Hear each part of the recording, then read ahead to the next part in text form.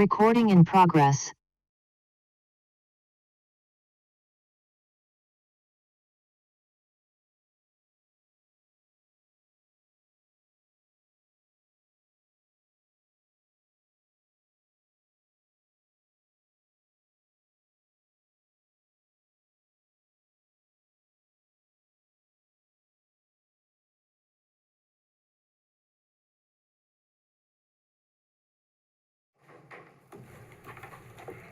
Okay, welcome everyone. It's my pleasure to call to order this meeting of the Town of Poughkeepsie Town Board.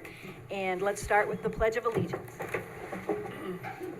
pledge allegiance to the flag of the United States of America and to the republic for which it stands, one nation, under God, indivisible, with liberty and justice for all. Okay, let's start with a roll call. Okay, good evening, Bill Reuter, First Ward. Hello, Barbara Laird, Second Ward. Ann Berger, Third Ward. Michael Safone, Fourth Ward. Good evening, Ryan Sharp, Fifth Ward. Ann Trucian, Sixth Ward. Felicia Salvatore, Town Clerk. Jim Nelson, attorney for the town. Rebecca Edwards, Town Supervisor. Okay, so just a couple of quick announcements here to begin. First, we will meet next week on September 11th. We will have some presentations then. Our last meeting went rather long. We got out of here at 11:15, and so we moved the presentations this month to next week in order to make sure that we can consider things tonight without rushing and not be overwhelmed. So there will be some presentations next week. We will also meet on the 18th. Okay, and also just wanted to note that the town's Repair Cafe will be this Saturday. It's at the Environmental Barns, and everyone is welcome to come and bring something that might need to get fixed, and rather than throwing it out, you have an opportunity to fix it. Okay, the first thing we're doing tonight is the public hearing. So before public comment on anything else, we begin with the public hearing on the proposed changes for a battery storage local law.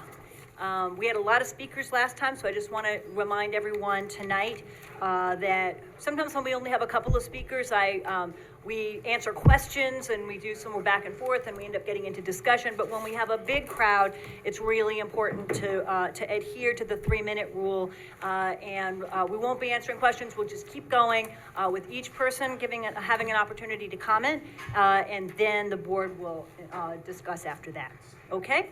The battery storage local law is a change in the code. It is not for any specific project. It would create a couple of the potential for there to be such systems in the town, and those, if they were specific projects, those would go before the planning board. So this is about the general rules by which battery storage facilities would or would not be allowed. Okay, so we begin. I move that we open the public hearing. Second. All those in favor? Aye. All right, so we take people in any order. I think usually we take people who are here in the room first, who can come forward. I see a hand in the back, and then we'll take people who are online. A hand in the back and then a hand in the front. Is that Susan? Do you want to speak? You come forward and speak at the mics. Let us know who you are, where you live in the town, and you'll have your 3 minutes. Thank you. Hi, everybody. It's working? It's working. Hi, I'm Susan Carntecht. I'm a Ward 6 resident and taxpayer, and I'm also the chair of the Climate Smart Task Force. And this is today's front page from the Mid-Hudson News. So I'd like to share some information with you. First story, and I'm quoting, Tuesday afternoon, there was a natural gas leak and explosion in Hopewell Junction, which injured a Central Hudson employee, sending flames more than 200 feet in the air near power lines. The gas leaked from a main valve, causing flames which burned through the high voltage power lines, causing them to fall to the ground and ignite a brush fire. Residents were evacuated and occupants in outlying areas asked to shelter in place. The explosion and fire interrupted gas service to 500 Central Hudson customers and electric service to more than 4,000 customers. Major roads were closed. Second story. Fire Tuesday afternoon raged in residences at townhomes in Nanuet. 8 units were destroyed in the blaze that brought out 10 fire departments. The building partially collapsed, and the cause of the fire was believed to be a natural gas leak. Power and gas were cut in the immediate area. So new things are scary, but we're accustomed to risks in our environment, and we accept that the benefits outweigh the risks. We have gas lines, houses blow up, our indoor air contains toxic emissions. We burn oil and we're in danger from carbon monoxide. We have fuel in our cars and they blow up during accidents. We get on planes, we drive on Route 9, we take risks every day. There have been battery fires in New York, and they make the news because they're new. There haven't been injuries, environmental or health effects, or toxins left behind. The smoke was comparable in toxicity, as you heard last week, to smoke from an ordinary structure fire. No one should breathe that smoke, but the risk of structural fires is one that we live with. The lithium-ion batteries in our phones and EVs are the same as in the BESS. We've seen stories of phones and EVs catching fire too, but in fact, gas cars are 60 times more likely to catch fire than EVs. It doesn't make the news because we're used to it. The state's Fire Safety Working Group established best practices and a revised fire safety code, drawing on a wide spectrum of experts. Yes, a battery could catch fire, but please remember the alternative. We're burning fossil fuels every day in peaker plants, polluting the air we breathe. We have one of the highest childhood asthma rates in the country, and it adds to climate warming. Think about the smoke from last summer's Canadian forest fires, exacerbated by warming, that we all breathed for days on end. Best facilities will improve our health and are essential for fighting climate change. Susan, that's 3 Okay. minutes, so if you could just wrap up, Yes. take a few The seconds to Hudson wrap Valley up. is a key location. You've all heard the reasons. You guys know me, you know I say over and over that I'm here for my kids now, including a grandchild. I know you also care about your future generations. So please allow our town to take leadership in establishing the needed regulations to move forward to a cleaner future. Thank you. Susan, Thank if you. you want to send me your exact comments, if we didn't get to them while you could. Happy to. Okay. Thank you. Yes, did you want to speak? Welcome. Thank you. My name is Ara Mori. I live on Channingville Road in the town of Poughkeepsie. Regarding the battery storage, I understand that everything is a part of life today with batteries, but what I just want to say is the unit proposal appears to be something that will benefit Vassar College and it won't benefit the town of Poughkeepsie. Okay, us taxpayers, payers. This proposal that was presented to town of Poughkeepsie residents and the lack of looking to get their opinion before bringing it up to vote from the board is very underhanded and irresponsible. Having a vote before a number of public meetings, environmental testing to see what the dangerous impact this would be for our town is incredibly selfish. There have been frequent fires caused by lithium batteries and it caused serious danger to many people. Firefighters cannot use water to extinguish the fire because a toxic chemical within the batteries will pollute the town water supply. Therefore, they have to allow it to burn out, which means the air will be filled with toxic fumes. Some of these fires can burn for days. It is also my understanding that there are no plans in place to protect the residents should any such fire occur. Most locations where there was a lithium battery fire, the area had to be evacuated. The lives of residents as well as wildlife are in grave danger if this happened. Needless to say, I'm strongly against this proposal because of the reasons stated. You are all elected board members and were voted in because we, as the Poughkeepsie residents, put our trust in you to make the right decisions. We believe that you would do everything to protect our environment as well as your constituents. We put our interest in your hands. We put our trust in you to help keep this town affordable. But sadly, it seems like Vassar College is the only one that's going to get the benefit from this. I need to also understand why this needs to be a law. And because I'm just thinking that perhaps maybe future administration may say, nope, this is stupid and let's get rid of it. But if made a law, it'll never go away. So I think we really need to have you guys make the right decisions for the people who elected you into this office. Thank you. Thank And again, you. if you want to send me your comments, I you can. will. Okay. When I'm here. Okay. All right. Who's next? Did someone wanted to speak? Yes, hi. Come on up. Hi, my name is Ali Bob, Ward 1. I am nervous about this law going into effect. Honestly, I didn't hear about it until a couple of weeks ago, and I just don't think the public is informed enough to make this decision. It's a huge decision, and I think we should keep the safety of our families and citizens first. So I think maybe we should think about this and, move it to another meeting and just inform your constituents about it before we make this major decision that, like the speaker just said, it can't be reversed once it's put into law. So thank you very much. Thank you. Who's next? Yes. Come on up. No. Hi, Welcome. my name is Joe Clark. If you wait until you sit at the mic, we'll catch every word. Thank Okay, you. is that good? That's My perfect. name is Joe Clark. I live in the First Ward. I'm a retired safety superintendent for a state agency. I won't say which one.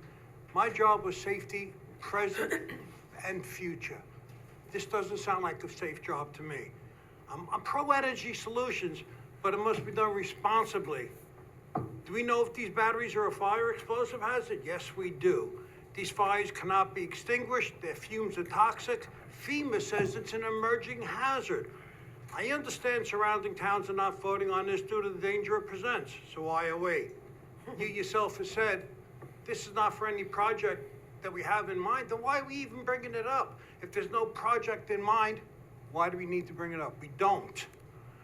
And I feel this is being pushed way too quickly. We just heard about this a few weeks ago. I don't recall reading about this in your letters, your newsletters, which I get regularly, which, thank you very much, I like them. Thank you. But I feel it's being pushed too soon. Why not, this should be a ballot measure. Let all the voters of the town vote on this. Not just a few people on the board, not just 6, 7, or 8 people. Right? Anyone afflicted with the property owner should also recuse themselves. There's a lot of hunky-dory going on there. Otherwise, maybe there needs to be an ethics investigation. I'm sorry. But if passed, this law will allow anyone to have have a battery system in their yard or their garage. What then? That's crazy. Have you ever seen one of these fires? They don't stop. A family of 5 died in New York City recently from a bicycle battery that burned up. They all died. Fire department couldn't get their bodies out until they were crisp. Unrecognizable DNA has to identify the poor family, 3 kids. I think I said enough. Thank you. Thank you very much. Hi. Who else would like to speak? We have more speakers in the room? Yes.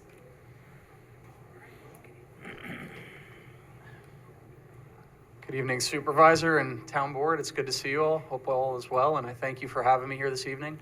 Although I'm not a resident of the town of Poughkeepsie, I represented the town of Poughkeepsie for 8 years in the Dutchess County Legislature, and I'm just coming here to join you all to give my perspective with a few questions that I received from county government and how Dutchess County feels about this. A few of the points that I received right off the bat, if the battery or device that this battery storage is located within is larger than a 55-gallon drum, we in Dutchess County do not have the resources to secure it and stop the fire. Any lithium-ion battery fire, including BESS and vehicles, can runaway burn for several days. That's something that we recently saw last year in Warwick, across the river in Orange County. There were 2 battery fires that they just had to let burn out over the course of several days. You go back and you look at some of the news reports, you see the local residents there. They said it smelled like glue in the air, and no one felt comfortable in those neighborhoods that this was within. A study was conducted by the University of Austin, basically stating that the fire service in our country right now is not capable and does not have the technology to put out a BESS type fire at this time.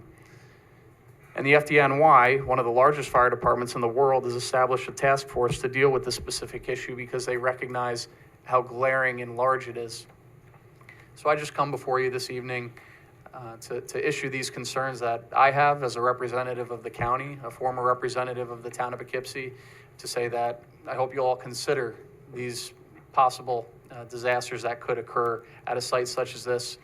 You have towns like Claverick, it's a rural community up in Columbia County, and they have concerns. They just issued a moratorium because they don't want to see a facility like this there, and all the way to places like Saratoga Springs, that is much less rural. And then you have the town of Poughkeepsie, something that is in between those two communities. We have so many tens of thousands of neighbors and residents here who would be impacted by this. And so I just want to be here to voice their concern and to say that I'm on their side and that I hope you'll reconsider this. Thank you all and have a great night. Thank you. Thank you. All right. Who's next? Who would be next? Yes, I called on you before, so come on up. Yeah. Welcome, thanks. Thank you. Hi, Hi. my name's Amy Jocelyn. I live in Red Oaks Mills. I'm hearing a lot of fear tonight. I'm hearing a lot of negativity, doom and gloom. But if you listen to what's being said by experts and not just cherry pick the worst stories, you'll hear the reasons why something like the BESS is safe and important and wanted in this town. Not just wanted, needed. The question isn't why should we do this, it's why haven't we done this already? Climate change is a problem that's bigger than all of us, and so we need a solution that's bigger too.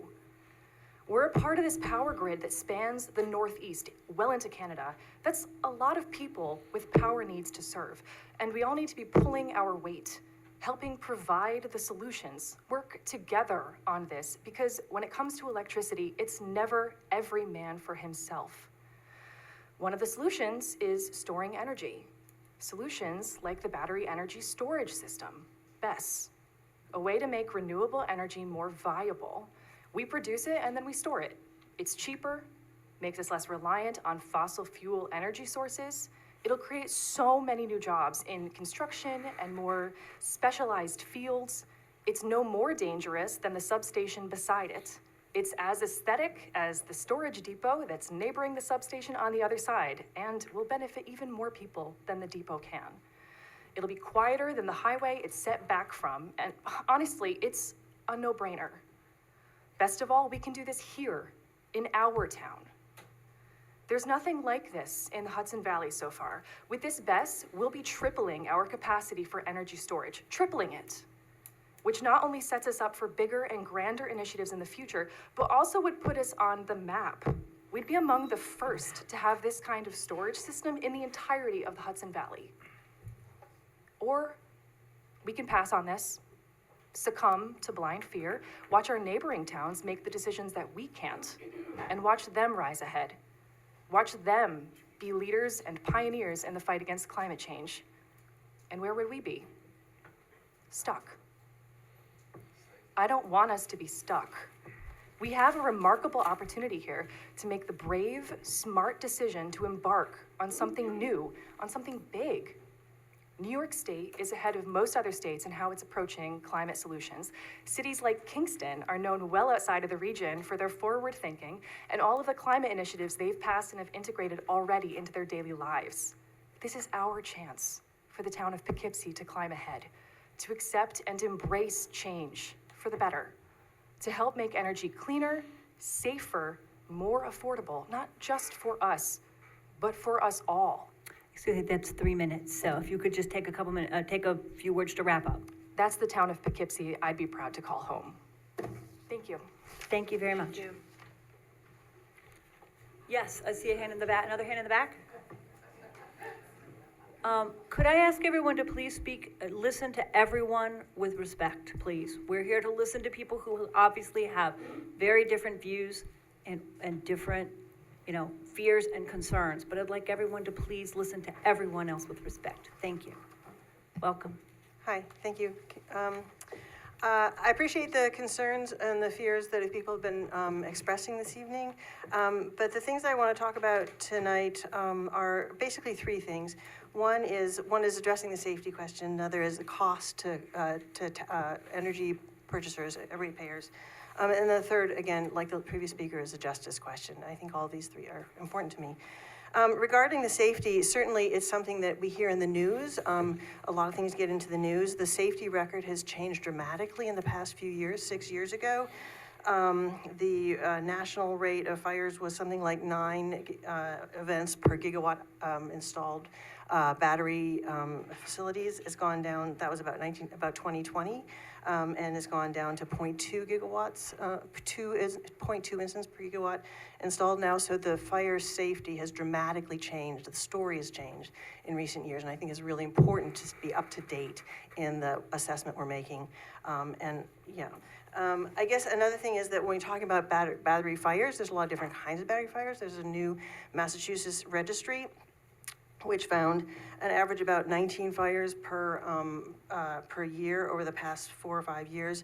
And almost all of them were hoverboards, e-bikes, scooters, also laptops and cell phones. And so these smaller batteries definitely burn in your garage. They can be any kind of quality material, third-party producers. There's a lot of variation. That's not the same thing as a utility scale, well-monitored, well-managed, well-maintained utility scale power system. So I think the safety question is important, but also a moving target, and we really need to be up to date in what we're assessing and what sort of batteries we're talking about, because not all are equal. And finally, I guess the point I want to make is, or also I want to talk about cost rather.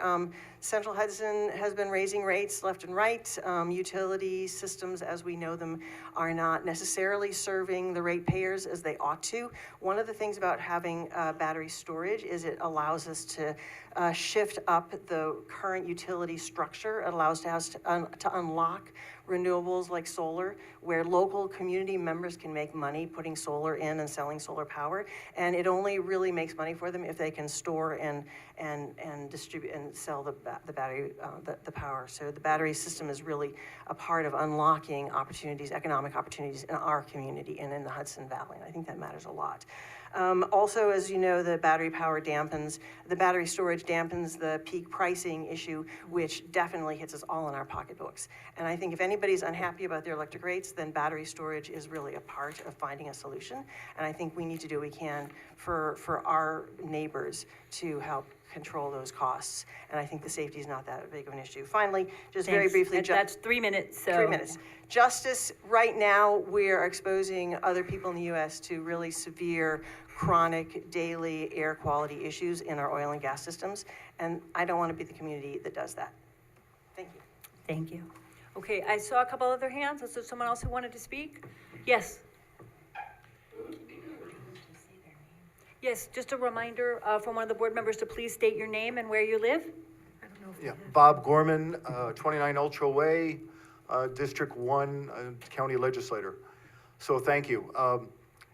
This particular site, I know we're not looking at this site, but this this lithium ion battery, I own a Tesla Y for the last couple of years. I am very familiar with that. I'm also familiar with the sodium ion battery that's coming out, which would not have the flashover and the fire risk. I'm also the president of the Empire State Towing and Recovery Association, which we've dealt with vehicle fires across the state. There's many hazmat companies that have been founded to take care of that. And when that car catches fire, like a bike, the only thing you can do is submerge it in water. Now that water becomes hazardous.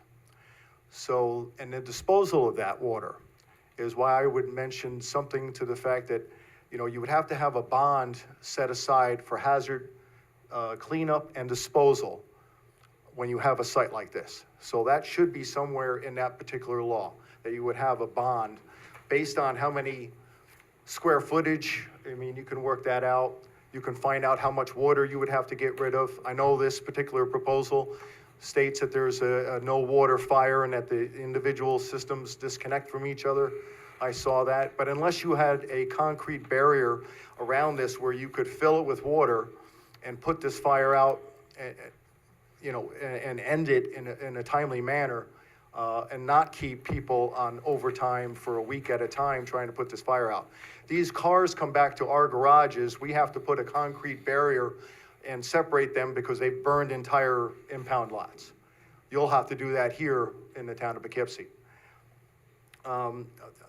We have to put them in a container, fill that with water, and that's the water that is very expensive to try to haul away.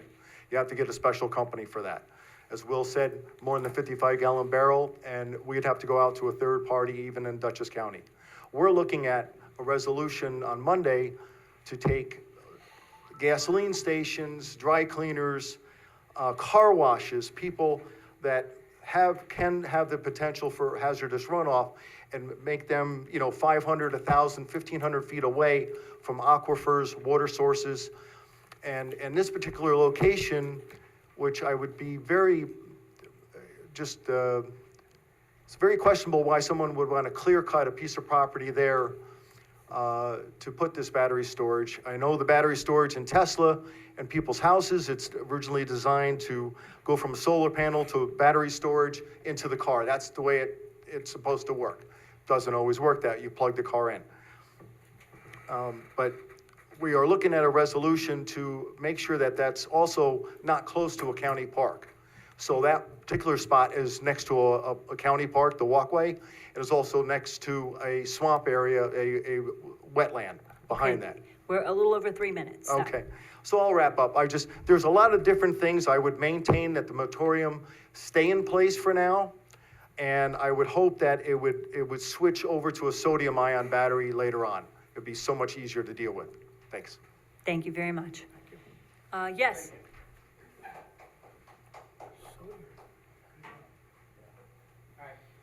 Welcome, thanks. Hi, my name is Mark McDonald. I live at 49 Manchester Circle. I'm about a mile of where this place is going to be. And I hope it doesn't happen, because I'm worried about the safety. In my book is number one. I worked at a large company for 40 years, and a lot of it was safety. That I performed a lot of my tasks every day. I dealt with OSHA, and to me, this is right near a park, like the gentleman just said there. This is right by the rail trail. I walk it every day, and they're going to put it right next to two ponds that are there that I see a lot of wildlife in there. And nobody's talking about, the people who have well water. What if there is an accident, and what happens to all the properties and the people that are drinking this water, or the contaminants that could happen and fall out of the air on our houses, on our lawns, on our rooftops, not to mention the park life that's all around it. And, a lot of people are worried about that, and decreasing property values, right? Are we going to be reassessed for that? And our tax is going to be discounted? If you push this thing in here, this is a very dangerous thing. It should be taken very slowly. People need to wake up. And, don't be thinking about climate change all the time when safety is number one. When it comes down to the people who've lived in this area, I've lived here for 50 years.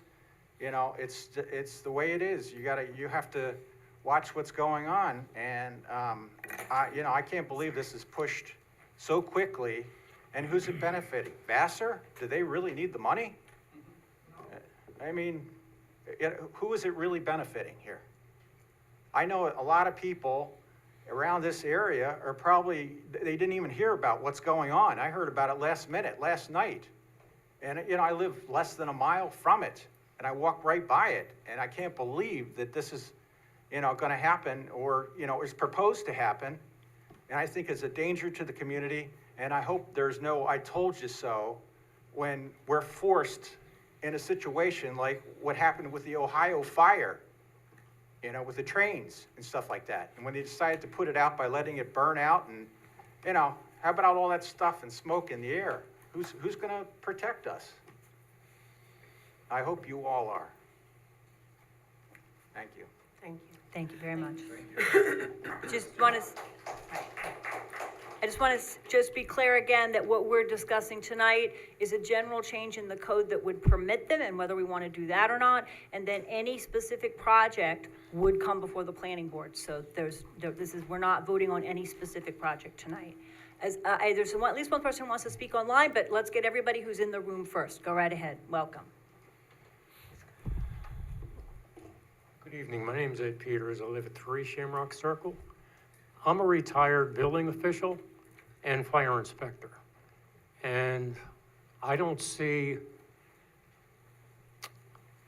the need for this. It's too dangerous right now. There's not enough science out there. You can Google California. They've had some bad results. Everybody wants to go green here, which is a great thing. But you have to do it logically, not rush into it to be the first. And like these people said, this isn't benefiting us. It's benefiting Vassar College. Why do we need this in our backyard? And like the gentleman said, there's a swamp there, there's wildlife. My backyard isn't too far from there, Shamrock Circle. The prevailing winds, if there was a fire, we would have to evacuate. I don't see the need for this. And I think if you vote for it, I think we should vote it out and never discuss it again until the science is really there. Thank you. Thank you very much. Okay, thank you. Is there anyone else here in the room who'd like to speak? Steve? Hi, everybody. Steve Englehart, 224 Manchester Road. I thought I was good. I thought I was the only person in this room about this. And much to my surprise, I'm very impressed. Thank you. Thank you, everybody. I live right across the street from where they want to put that battery spot. Anyway, respectfully, I've gone through the neighborhood, got some signatures, and nobody knows anything about battery storage. And I think it's important if you guys decide to, and I'm sure you're going to move forward with it, but if you don't, that's good. But if you move forward with it, whatever ward you decide to put these things in, we would expect letters in the community from you guys saying, this is what we plan on doing and where we're planning on doing it. So far, one of my neighbors is here. Nobody's known about anything about batteries. So I just really respect that you would do that and give us a heads up and send us all a letter. Thank you. Thank you. Thank you, guys. Yep. Yep.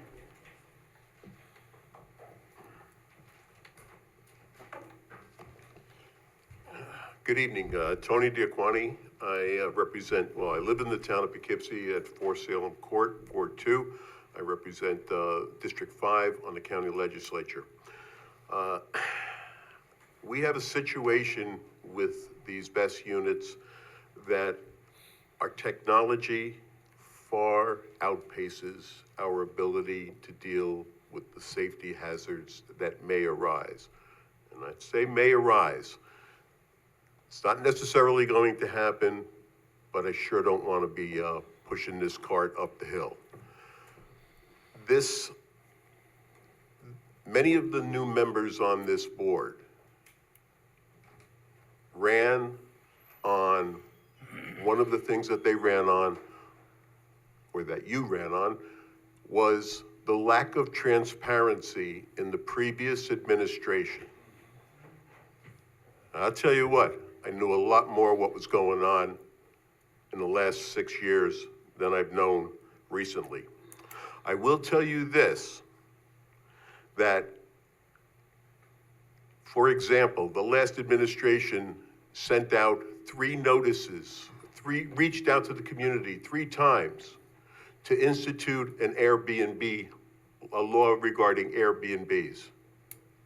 Not a very dangerous subject. Nobody within my neighborhood knew about this situation, the proposal of this law. I know we're not talking about a specific site yet, but we're talking about a law that's going to allow sites to pop up. And if you don't take the same care and are not as pragmatic about how you go about this, where the safety of every citizen, over 40,000 people in the town of Poughkeepsie, if you're not as pragmatic as the previous administration was about Airbnbs, then I don't think you really care about your constituents. We need to be educated as a town. I would suggest a town hall type of meeting to educate people, advertise this, mailings. You can do the same kind of mailings to get elected. You can do the same kind of mailings to keep your constituents educated and well-informed so that we can all make the right decision. I'd love to see this as a proposition on the ballot. That would be the best thing. Like the other gentleman said, I don't think that's going to happen, but at least you should give us the same consideration as the previous administration gave to regulations regarding Airbnbs. Thank you. Thank you. Is there anyone else in the room who'd like to speak? I had someone online, but I just want to make sure I get everybody who's here first. Yes, I saw a hand in the back.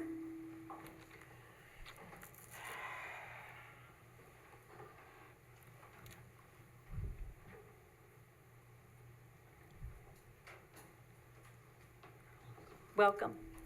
Thank you. My name is David Dell. I live in the city of Poughkeepsie, not far from Vassar also. I want to first commend everybody in this room for the healthy, intelligent, and well-informed perspectives that are under place here. We're all under a steep learning curve when it comes to understanding the need for and the potential for these technologies, as well as what might, in extreme cases, happen. I do want to say that in one way, it's easy to think of this as, do we want to put Central Hudson on the same kind of efficiency that we expect in a hybrid car? It really is analogous to that, but on a much bigger scale.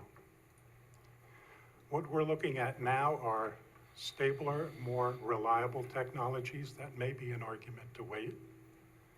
And there are much better fire suppression, and our learning curve on that is great.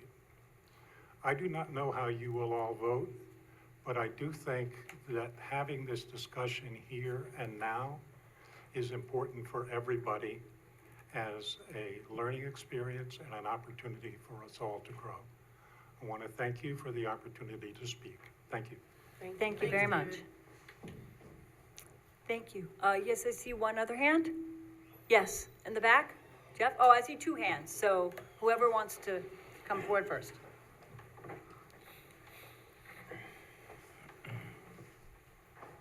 Hello. Welcome.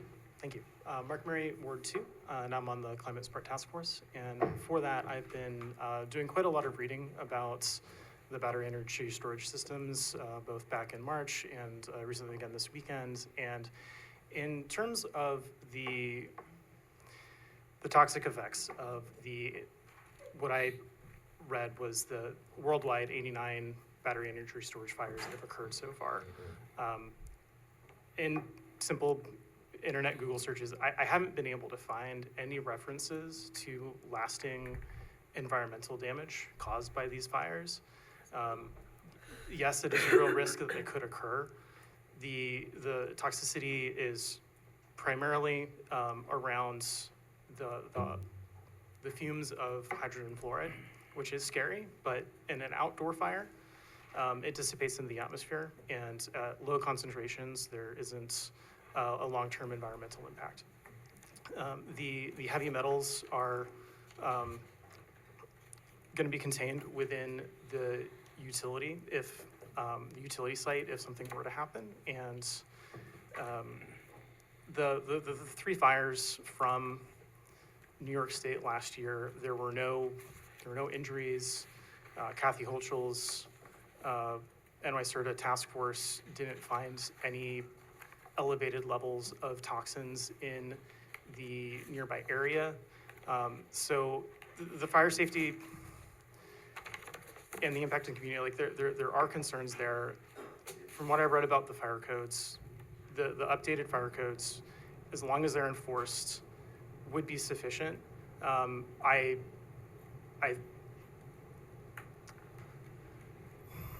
think there's a lot to gain from considering projects of this type in the future, and I would like to see us open to considering them in our area. Thank you. Thank you. Yes, there's another hand in the back.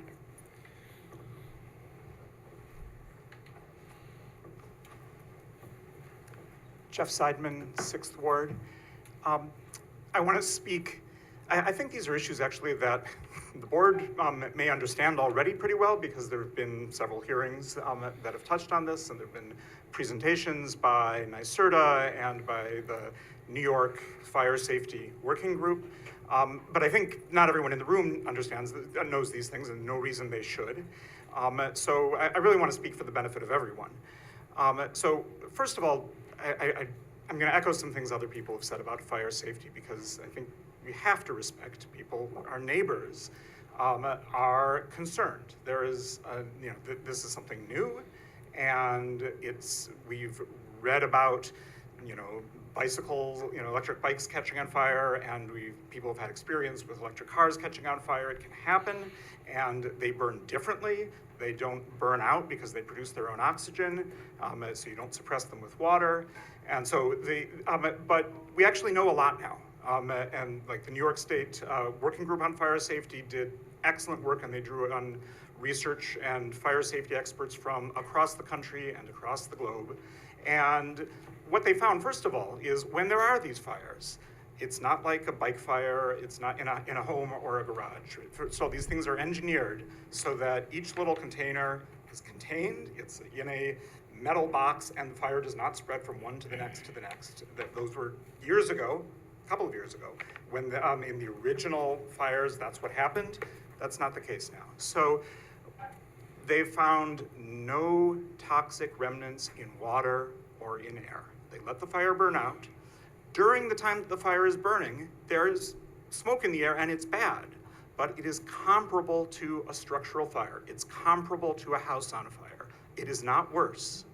It is something that it is a kind of risk that we are all familiar with. It's scary because it's new, but it is not worse in terms of what people breathe. And, of course, you remove people from the path of the smoke if there is a fire. But people have been asking who benefits. We all benefit from this, not just about climate change, right? What these batteries allow us to do is to suck up renewable energy when it is produced. So solar energy in the middle of the day, or wind power and hydropower from upstate in the middle of the night when the transmission lines are not clogged, and then release them into the local grid when demand is high, right? On a hot summer evening when everyone's got the air conditioners on. And what that means is you don't turn on a gas peaker plant in the Hudson Valley. And so who benefits? Those gas peaker plants are one big part of why the Hudson Valley has one of the very highest rates of asthma in the country, in the United States, because of our geography and the way that it traps the pollution.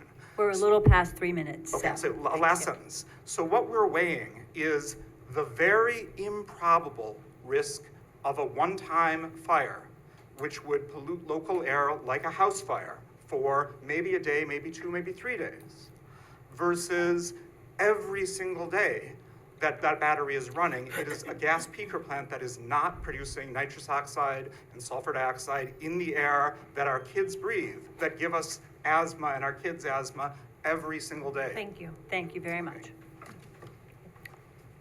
All right, is there anyone else here in the room who'd like to speak? Yes. Welcome. Hi, I'm Peter Holmes at 24 McIntosh Drive, just up the hill from this thing. As Steve said, I have never heard about this before until he came by last night and told me about it. So I've listened to all this, and the only comment that I have, I don't have any prepared comments, but the comment that I have is, it's listening to this is like listening to politics in America. There's these on this side, and there's those on that side. And it's not, with that in this discussion as well, my reaction to it all is either one of them right? Are both of them wrong? Do we know what we're doing? It's not clear to me. And, one of the things that over the past couple of years, as I've followed various things, is you know, there's a camp in this country that wants to push forward and fix things and do great, wonderful things. And one of the things that I see in the news as I followed it is that things do not work out as well as, you know, it's easy to make a plan, and it's easy to say, well, we did this and that study, and there's none of this and there's none of that and all the rest of it. But the simple reality of monitoring these things, new energy sources and things like that, is they often have not worked out as they have planned, sometimes for economic reasons, sometimes for safety reasons, for all kinds of other things. And the simple reaction as an ordinary citizen is that I don't have any level of confidence that people really know what's going on. There will be some failures, there will be some successes, but certainly a level of caution in any domain makes a lot of sense. You know, does it make sense economically? Are people going to buy these things? A lot of manufacturers are stepping back from electric vehicles because people are not buying them. You could argue about why they're not buying them. Well, they're just too dumb. They're not, sufficiently motivated to save the environment and all that kind of thing. But the fact is that these things are not selling well. There are problems with wind turbines and those projects and things like that. Manufacturers sitting back from them. They can't get the parts. There's a lot of, we want to fix those problems, but that doesn't mean that we can fix them right away. And I would also urge, as with many people in this room, that the town be cautious. If it doesn't need to make a decision now, don't make a decision now. Monitor what's going on, wait for more information, and make a decision later when it's really important to do that. Thank you very much. Okay. All right, is there anyone else here in the room? I don't want to miss anybody. Welcome. Thank you. My name is Melissa Everett. I'm Executive Director of Sustainable Hudson Valley. I drove my hybrid, not yet my EV, down from our solar-powered office because I've been hearing the work that you're doing to get this right. I hear, because of the work that we do on climate, people will say, oh, those solar panels are so ugly. And I think, wait a minute, have you seen a mountaintop removal mining site? And so I want to just talk about risk briefly, that you're comparing the risk of low probability fires that can be well managed with the daily risk, as others have said, of asthma from the peaker plants. And the other dimension is the risk that we won't get climate change right. I believe the studies that you all have done are very thoughtful, and that if you get this decision right, you will be a model for a lot of other communities who are moving as fast as they reasonably can, and I emphasize reasonably, to get their rules and their zoning and their approval process and their public consensus right. But I was thinking on the way here of my favorite climate scientist, whose name is Robert Howarth. And he's the guy at Cornell who coined the term carbon budget. And the carbon budget is how much we can emit. And we're past it. And the 2030 and 2040 dates in New York's climate law are not arbitrary. They're based on very thoughtful modeling about how much greenhouse gas concentration the atmosphere can hold before we start reaching the kinds of tipping points that really are unacceptable. And Dr. Howarth, in his scientific dignity, likes to say, we are blowing through our carbon budget like an addict blows through cash. So I want to hand it to you all for the quality of your deliberation and urge you to go forward and let us share the story with other towns that are grappling with the same decision. Thank you. Thank you very much. Is there anyone else here in the room? Yes, I see one more hand. I keep seeing one more hand. There might be more, but there's at least one more.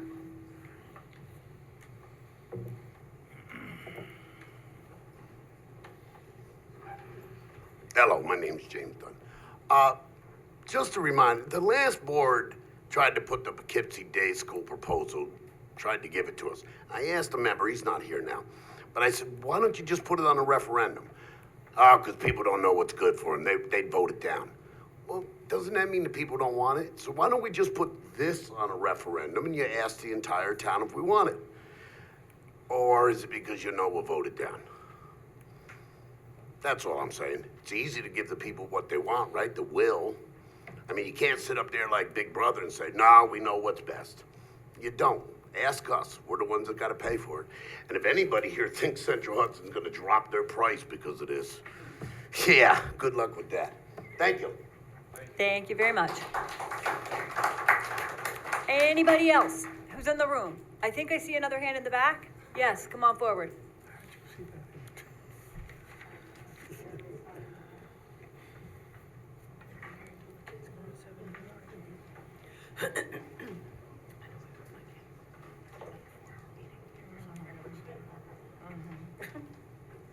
Welcome. Thank you. My name is Loretta Brunello. I live right behind Vassar College. I don't think anybody knows enough about any part of this to really understand it. A referendum is a good idea, even though they say there's a minimal amount of something that may be released. You don't know how that minimal toxicity is going to affect anybody in the area. So any minimal part could kill someone. I don't know anything about it. Like everybody else, maybe all of us didn't fit, but a referendum is a better idea. I don't know if you know enough about it. Like if I asked you a question about it, would you know what to tell me? You know, or anybody. Is it safe? Ms. Shershin, do you know? It's your ward, do you know all about this and how it's gonna work and where it's gonna go and how long it's gonna last? Sorry, it's across the street from my ward, but yeah, it's gonna impact my ward. So we should have heard from you, as I am in your ward. I got nothing from you except a bunch of plopped papers on my deck. So you should hold off and at least let all of us know about it. Walk around and hand out flyers like you do your brochures for re-election. But I'm kind of scared, personally, and I'm sure a lot of other people are. If any of these fires erupt, you won't need the Vassar deer cull going on. You'll just kill them anyhow. Thanks. Thank you very much. Thank you. I see another hand on the back right.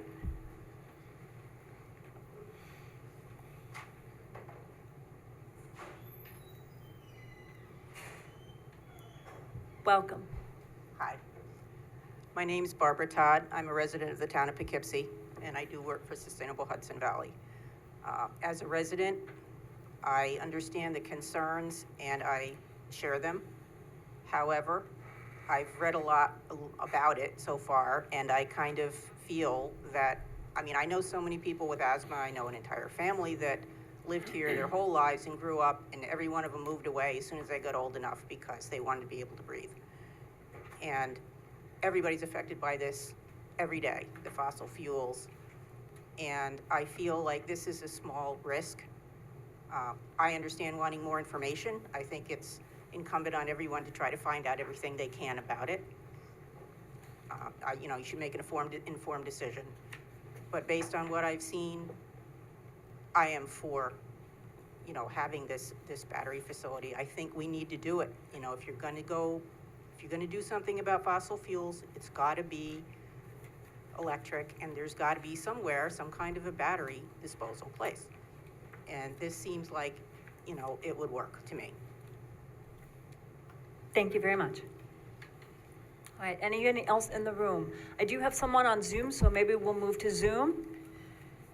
I think it's Feza.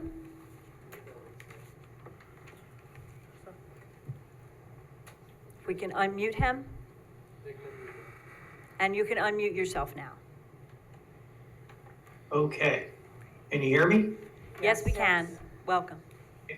Thank you. So, hi, my name is Feza Oktay, and I'm a resident of the town of Poughkeepsie.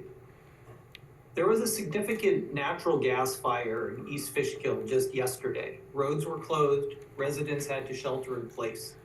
Last week, there was an explosion in a Brooklyn home due to a gas leak, and 4 people were badly injured. The list goes on, with hundreds of gas explosions occurring every year. So every energy system that we deploy has its risks. If you believe that climate change is real and that we must move away from fossil fuels, then please understand that battery energy storage systems are a crucial part of the solution. New York State has just developed new fire codes just in the past few months with wide-ranging input to ensure that battery energy storage systems are as safe as possible. So the experts have provided their guidance. Concurrently, we do know that the continued use of fossil fuels and the continued use of peaker plants to meet energy demand produces both climate warming pollution and particulate pollution with significant health impacts on our community. New York State has clear climate goals laid out in the Climate Leadership and Community Protection Act, and we all have to play a role in bringing those goals to fruition. If everyone says yes, but not in my town, then we won't make any progress. Green Mountain Power in the state of Vermont is installing battery energy storage systems in individual homes and businesses across the entire state in an effort to provide backup power and grid resiliency. Con Edison in Westchester County, just south of here, currently has 528 battery storage systems in operation according to their website. So adopting this law in the town of Poughkeepsie is necessary for both residential and commercial battery storage systems to be implemented as part of addressing climate change and reducing the guaranteed pollution from existing systems. Thank you. Thank you very much. Dory?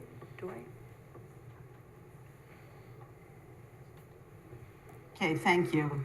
Well, I know the supervisor is saying that this isn't about a particular project, but we know what's going to happen. Once this law is enacted, it's going to be applied to probably multiple substations in the town of Poughkeepsie. And one of those substations happens to be right across. I live on Colburn Drive. You pull out of Colburn, I'm facing the Central Hudson substation on Spackenkill Road. And the way this is written, these plants or storage areas are going to be allowed in just about all residences areas of the town, all zoning districts of the town based on classification. Now, the person who was here previously at the previous meeting, Lucia from Key Capture, she said that they like to put them where they're least intrusive and they don't want to put them near residences. Well, you know what's going to happen. The planning board is going to rubber stamp these and it's going to be put at the one off of Spring Road. It's going to be put here off of, across from Colburn Drive on Spackenkill. And these people are saying that it's no more toxic than a house fire. Well, yeah, I don't want a house fire burning near me for days and days, and I certainly don't want a plant like this burning near me for days and days.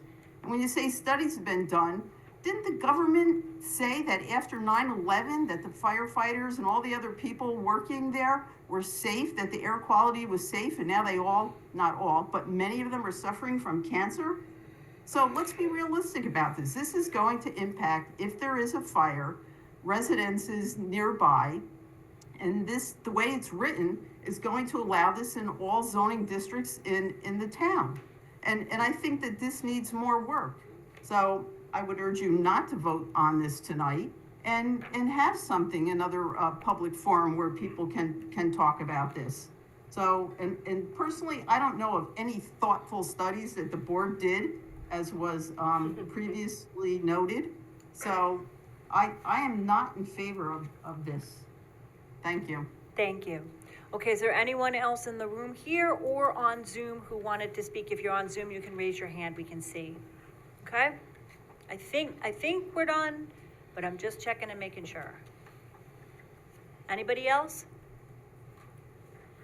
Okay, then I think that we move to consideration of the resolution. There's one other thing I'd like to do first. A lot of new people are coming to the conversation tonight, which I think is great, and enables a broader conversation about this.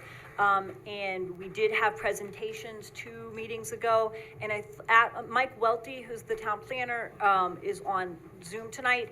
And I think it would be helpful if he walked through, just kind of gave us a timeline of, how long this has been under consideration and what steps have been taken that may help people actually go back and see things that were done a couple of meetings ago, as we weigh what we do tonight. Mike, could you talk about that? Because I think there are some folks who are just joining the conversation, and it would be helpful to just review where we are and what the conversation has been and what actions the board has taken, not only this year but prior, because I know this has been an ongoing conversation for a couple years. Absolutely. And good evening, everyone. You hear me okay? Yes, thanks. Okay.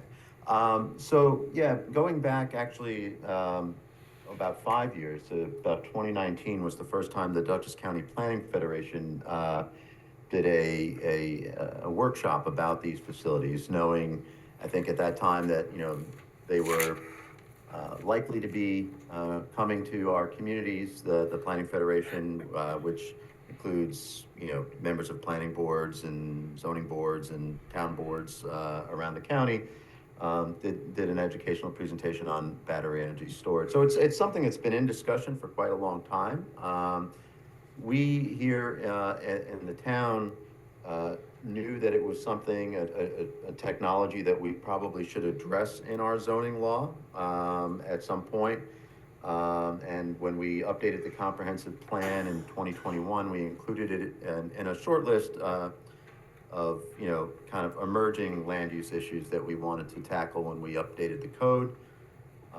Since then, we've been, we've had a number of companies calling us over the last few years, inquiring about locations in the town. Obviously, we currently don't have any regulations in place for these systems. And more recently, those inquiries have become, more common. So what we wanted to do was work on some draft regulations.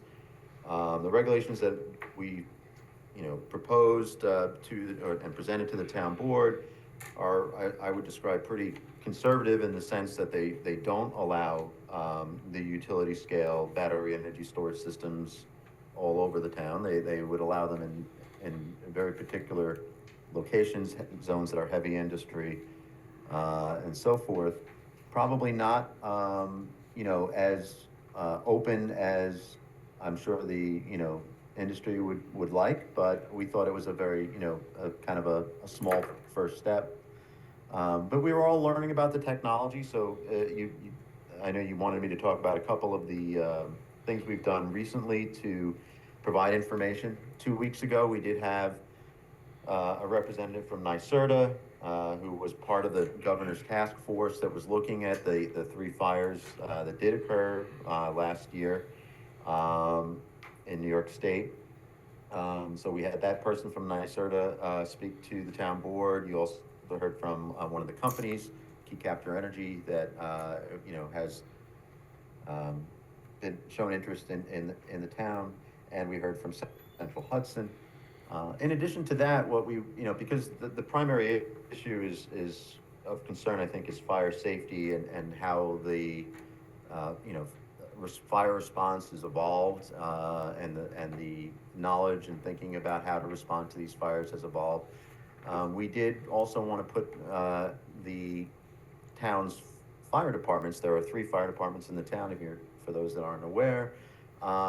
We wanted to put them in touch with a fire company in a community in New York State that already has one of these facilities. And we did that a couple of weeks ago as well, where we had the fire advisory board, meet with, online with Chief Chris Hall from the Big Tree Volunteer Fire Company in Hamburg, New York, outside of Buffalo, a community not that different than Poughkeepsie. And they have a facility in the village of Blasdell that is operational, and so it was an opportunity for the fire departments to speak to another fire department about the training that they receive from the companies that provide who have these facilities, and how they basically you know, how they feel in terms of their preparation, you know, in this case where if something bad were to happen.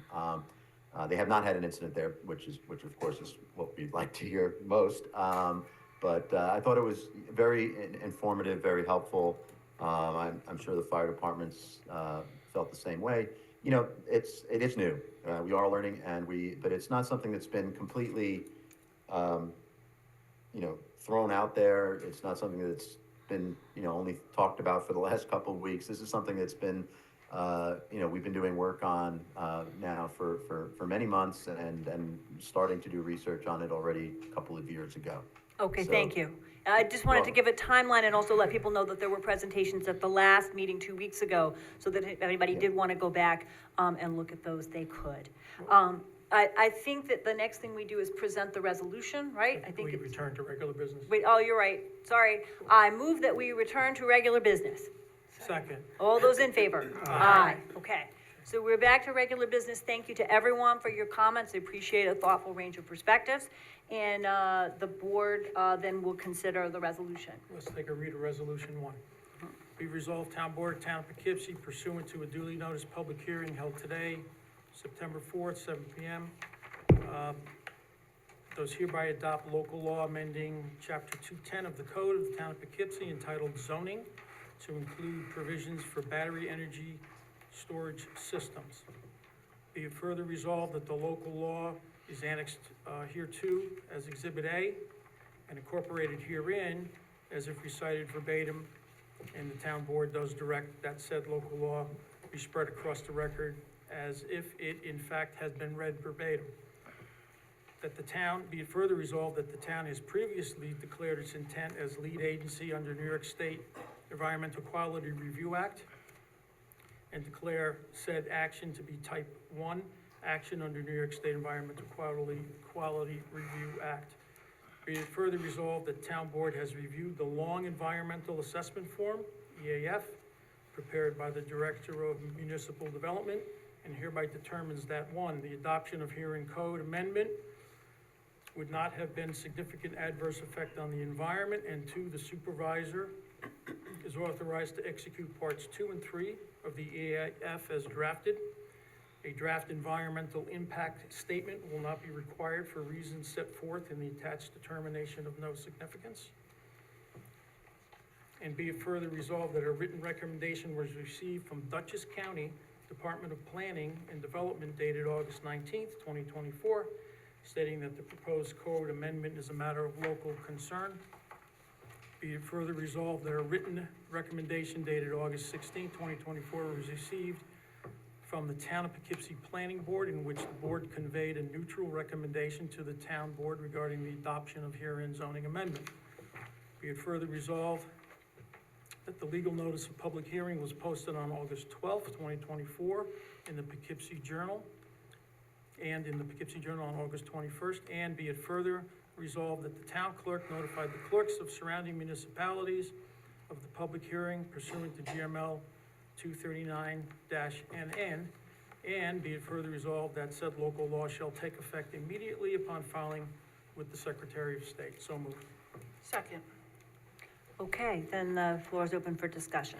Okay, I'd like to just say, I know I have 3 minutes, am I on the clock, or? No, I think that board members actually get more than 3 minutes. Yes. Sometimes a lot more than 3 minutes, but go for it. So, thank you everybody for coming out. The very first meeting that we had on this was loaded the other way, where everybody, Rosie was great, we won it, and we were kind of unprepared for all the people that were coming out in favor of it, because we didn't know enough about it, and I'm sure the public didn't know enough about it, so I'm glad you guys have picked up and have paid attention to see something. This is affecting all of us. So my biggest concern is the fire safety aspect for this. I know local communities are worried about toxicity and all that. I have asked our local fire departments, New Hamburg, Arlington, and Fairview, have they had any training on this? No. We pushed for that big meeting because we didn't have any kind of dialogue with the company. All we knew was somebody wanted to put one in on Route 55, okay, a battery storage area. This board was ready to vote a couple weeks ago on this until we pushed for the company to come in and give us at least a presentation, which it wasn't a great presentation by any stretch of the imagination. I would like to see how it was built, what's gonna be built, how it's gonna, the safety values of it. It was a very quick, what is it, 20-minute, maybe a 30-minute glossy photo with a couple pictures. Central Hudson spoke briefly on it, and the battery storage company didn't really give much information on it. Okay, but they did say they weren't gonna fight it with water. That's what they did say. Okay, so how are you gonna fight it? Just let it burn. I don't want it burning in my backyard. I'm sure, I know you guys don't either. I'm for new sources of energy, but I want to do it right. I don't want to push this through. So back to my original statement. I've talked to all the fire department. Yeah, we had that meeting with the fire chiefs. I could not be on it. And that's not going to solve the problem. Our local fire departments do not have the training. So I'm going to read a letter I received from our fire department in Arlington where it is affected by it. And my question was, what do you know about the BESS and how to fight it? And I got this back from Chief from Arlington, Mr. Steinberg. As for the commercial large-scale power storage system facilities, there is still a fair amount of debate and controversy in our profession regarding the proper response to these locations should be. There have been a handful of incidents nationally where fire departments were clearly not adequately prepared to respond to these incidents, and several have resulted in injuries to first responders. Arlington, both career and volunteer members have not received any training in response to such facilities, nor do we currently have any operational policies and procedures that would address such a facility. I know that much of the debate revolves around trying to determine relative levels of hazard related to trying to control the fire by applying water for days versus the environmental and human hazard levels created through millions of gallons of water runoff. It is entirely possible that attempting to control such a fire could actually be worse than most of the other options. In terms of the town moratorium, I think there are far too many unanswered questions regarding these large-scale facilities, and there should be more discussion and research regarding how to most properly protect the community. As for the residential size system, he does believe that much lower level of concern and far greater amount of guidance and information regarding how a fire department should respond to such an incident. On a very simplistic level, there's not a tremendous amount of difference operationally from having a small storage system in a single-family house garage versus parking your Tesla in the garage and charging overnight. Okay, so this is from our fire chief that has this in his district. I've spoken to Fairview and New Hamburg. They have no training either. I'd be much more comfortable if our fire departments that have to fight this, with our first responders that do get hurt fighting these things, came back and said, hey, you know what, Mike? We can get behind this because we know how to successfully fight it and we can contain these fires. That's all I'm asking for. And, you know, as far as renewable energy, I'll point you guys, if you could look up, there's an article that was in the New York Post dated August 12th of this year from Boren Lomborg, who's the president of the Copenhagen Consensus, visiting fellow at Stanford University, Hoover's Institution, and an author of False Alarms. I'm not going to read the whole thing, but please go on the website and look at the article. When we factor in the cost of just 4 hours of storage and wind and solar energy solutions become uncompetitive compared to fossil fuels. Achieving a real sustainable transition to solar or wind would require orders of magnitude of mere storage, making these options incredibly unaffordable. Moreover, solar and wind only address a small part of the vast challenge. They are also entirely deployed in the electricity sector, which makes up just 1/5 of the global energy use. So, you know, I need more information on it. I'm not against it, but I want to slow this down until our fire departments come back and say, hey guys, we're trained enough for this.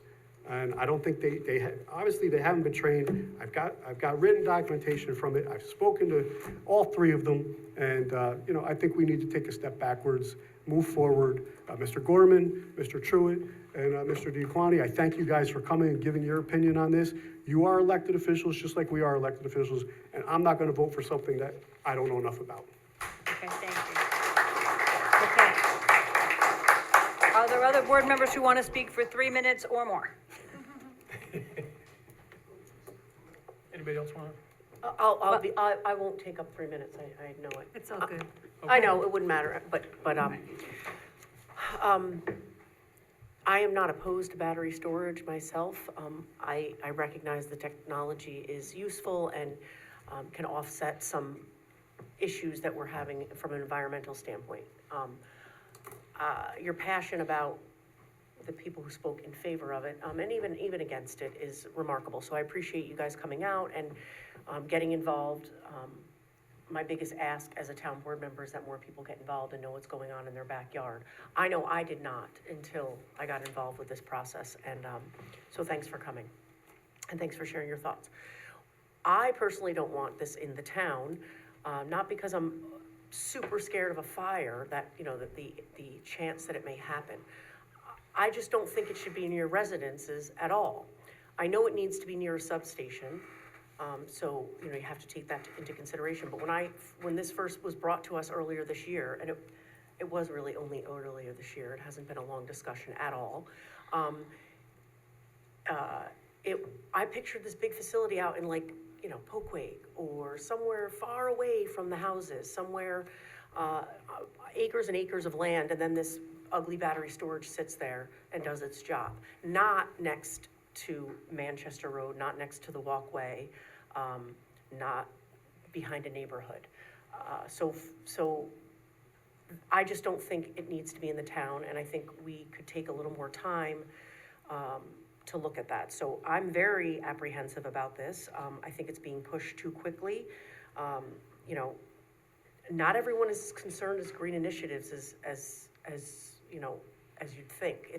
There's much bigger problems out there than, you know, what's going on with our energy sources. So I get it, a lot of you are passionate about that, but there's a lot of bigger problems that we have to worry about. Battery storage is a little bit lower for me, so. So I'll just say a few things. This was on our agenda, I think in February when we first came in as a new board. And we put the moratorium in place specifically because we had questions and we wanted to try to get those answered.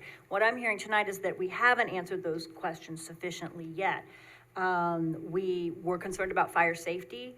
You know, we set up the meeting with a fire chief in a town that has had one of these things to make sure that the fire chiefs had that opportunity. We talked to the Fire Advisory Board, and the members of the Fire Advisory Board were tasked with, working with the fire departments to check their level of comfort. It's only just now that I'm hearing back tonight. I wish that Chief Steenberg had written to all of the board members, and so we would have been able to hear from the fire districts directly. I think the Fire Advisory Board maybe could help convey information from the fire districts to the full board. Could I finish first? Sure. But clearly there's still fire safety concerns that we need to address. There were also some concerns here. Well, the question that Legislator Gorman raised was the potential for new and safer technologies. How is the technology evolving? And most of all, what I hear is a lot of concern about public education. And the need for people to get involved. And as Ann just said, it's great to have more people here in the conversation, and that helps us kind of move forward and figure out what exactly people need to know, what information we need. I have mentioned this in my supervisor letters, but it seems like I need to say more. I invited people to the presentation 2 weeks ago, but maybe there needs to be a safety corner or an energy corner. I don't know if can do an energy corner, but I'll learn a lot if I try to do that. And we may talk about the kinds of difficult trade-offs that we're looking at here when natural gas fires, for example, blew sky high in East Fishkill yesterday and in Village of Wappingers last year, and where we have oil spills on the Hudson and various other threats. This is not sort of a safe world where there's one new technology that poses a threat. Our energy systems are complicated, and so we need to think about what the trade-offs are here. We not only have those kinds of energy, well, it is energy related. I was going to say, that I met with the CAC last week, and we talked about the fact that the county runs a waste incinerator in the town that reports to the EPA that it spews 12 pounds of mercury into the air each year. So that's not something most people know. And a lot of it goes to Ward 2. So we need to think a lot about whether that's an issue that we should be concerned about, or many other safety issues. So it sounds like maybe, not only the fire safety for this, but issues of energy and safety and health more generally might be things that we should be talking about more in the town. So that's a welcome beginning point for tonight. So again, I think that I believe that the moratorium we put in place in February, maybe early March, expires next Wednesday. So if we do wish to postpone, we need to we need to extend that moratorium.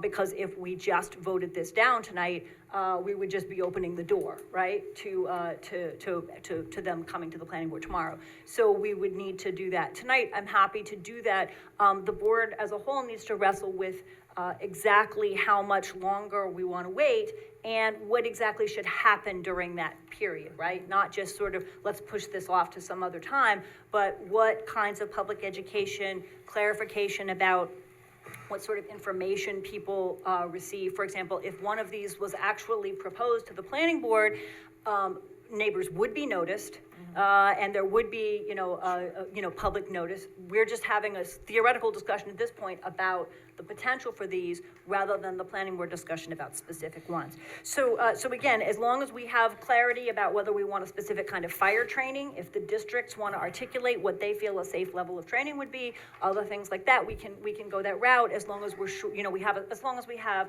as we thought we had in February, a clear sort of path forward as to what it is that we think needs to be done in order to make a more fully informed decision. Supervisor, I'd just like to say, I think you're mistaken because the Fire Advisory Committee did meet with Mike Welty and we did come back and give this board a report that the fire departments did not have adequate training. We did discuss that. So, and I did ask at a meeting, have you spoken to the fire departments? You said yes.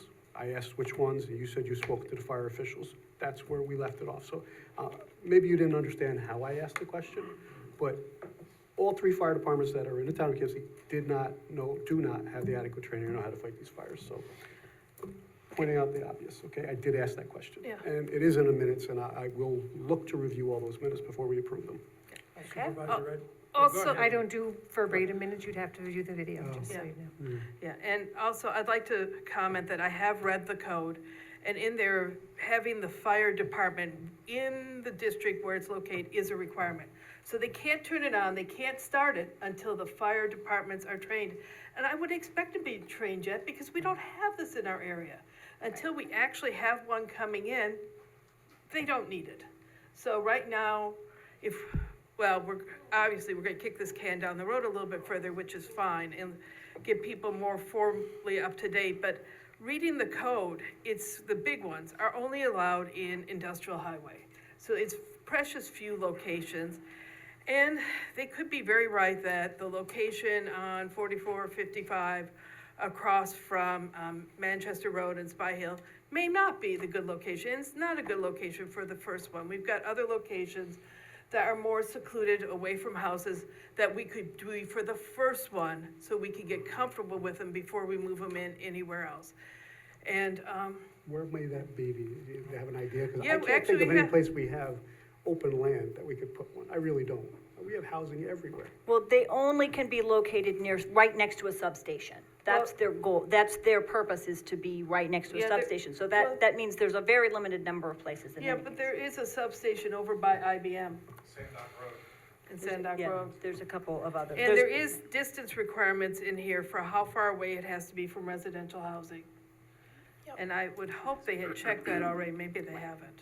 I think if training is necessary before any of these is built locally, we have to think about how that works. That means the burden on first responders to go to some other location where one already exists and do the training there on a system that may be different than the one that's built here.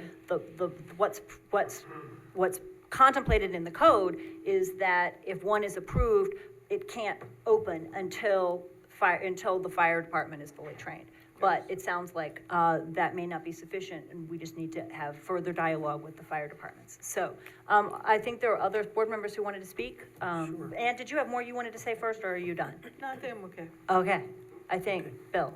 Thank you, Supervisor, for your clarification. Just for your comments, March 6th was the moratorium. So that means that we would have to do something about that tonight, right? Exactly. Because it'll Yep. expire. Right.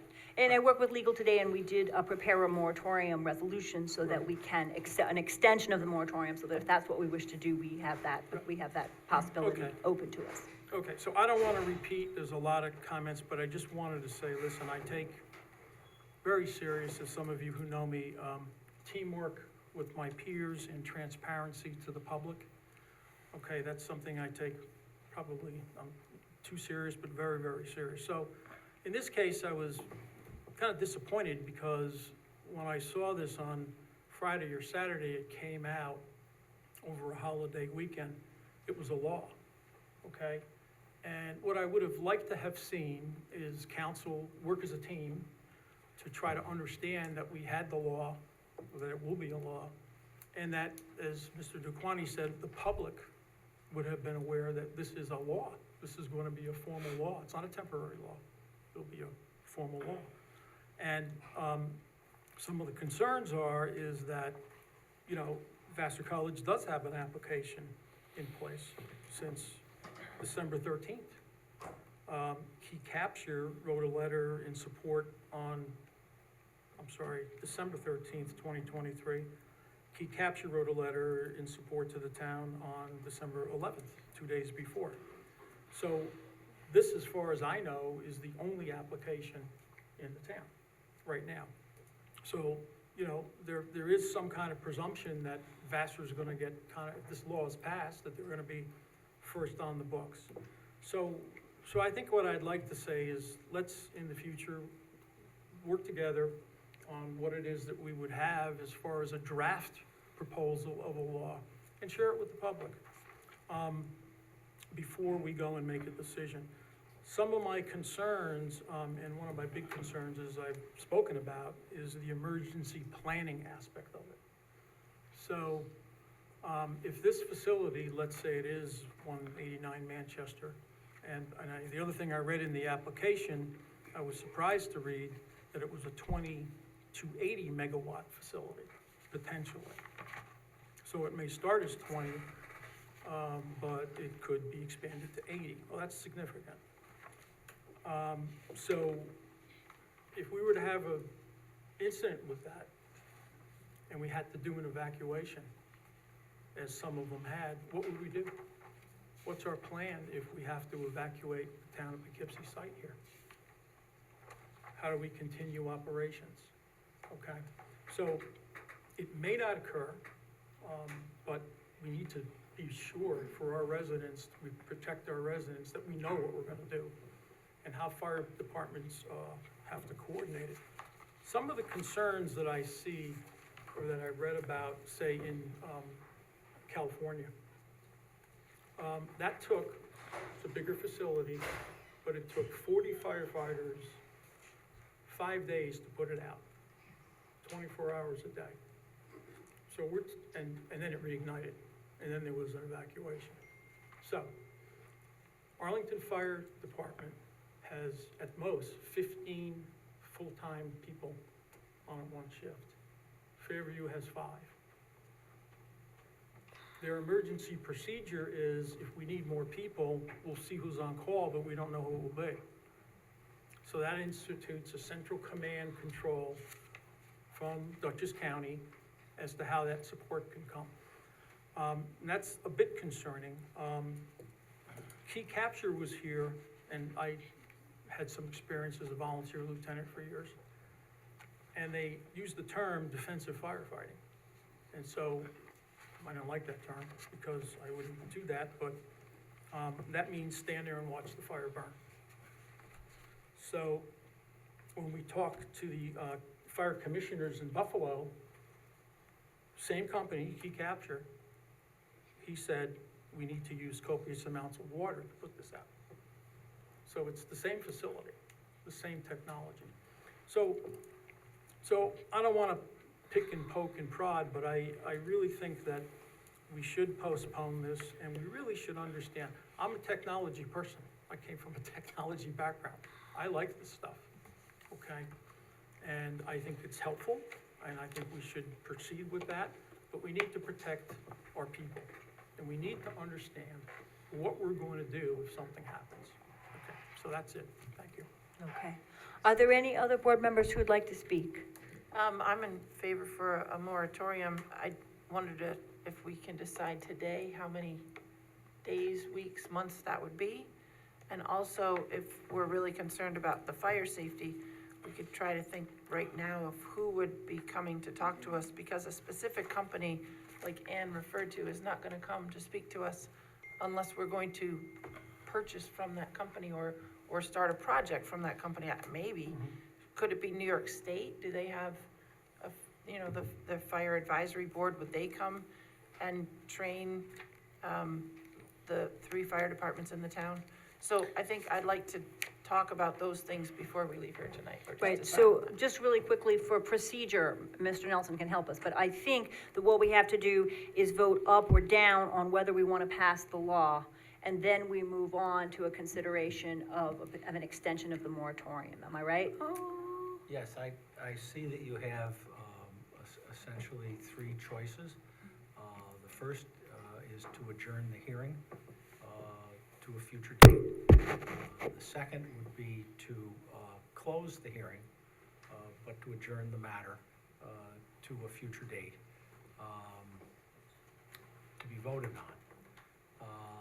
The third would be if you adjourn, whether it's to continue the hearing and/or to vote, you're going to go past the moratorium period. And the moratorium local law allows it to be extended for 1 or 2 3-month periods. And as you said, there is a draft resolution to do that.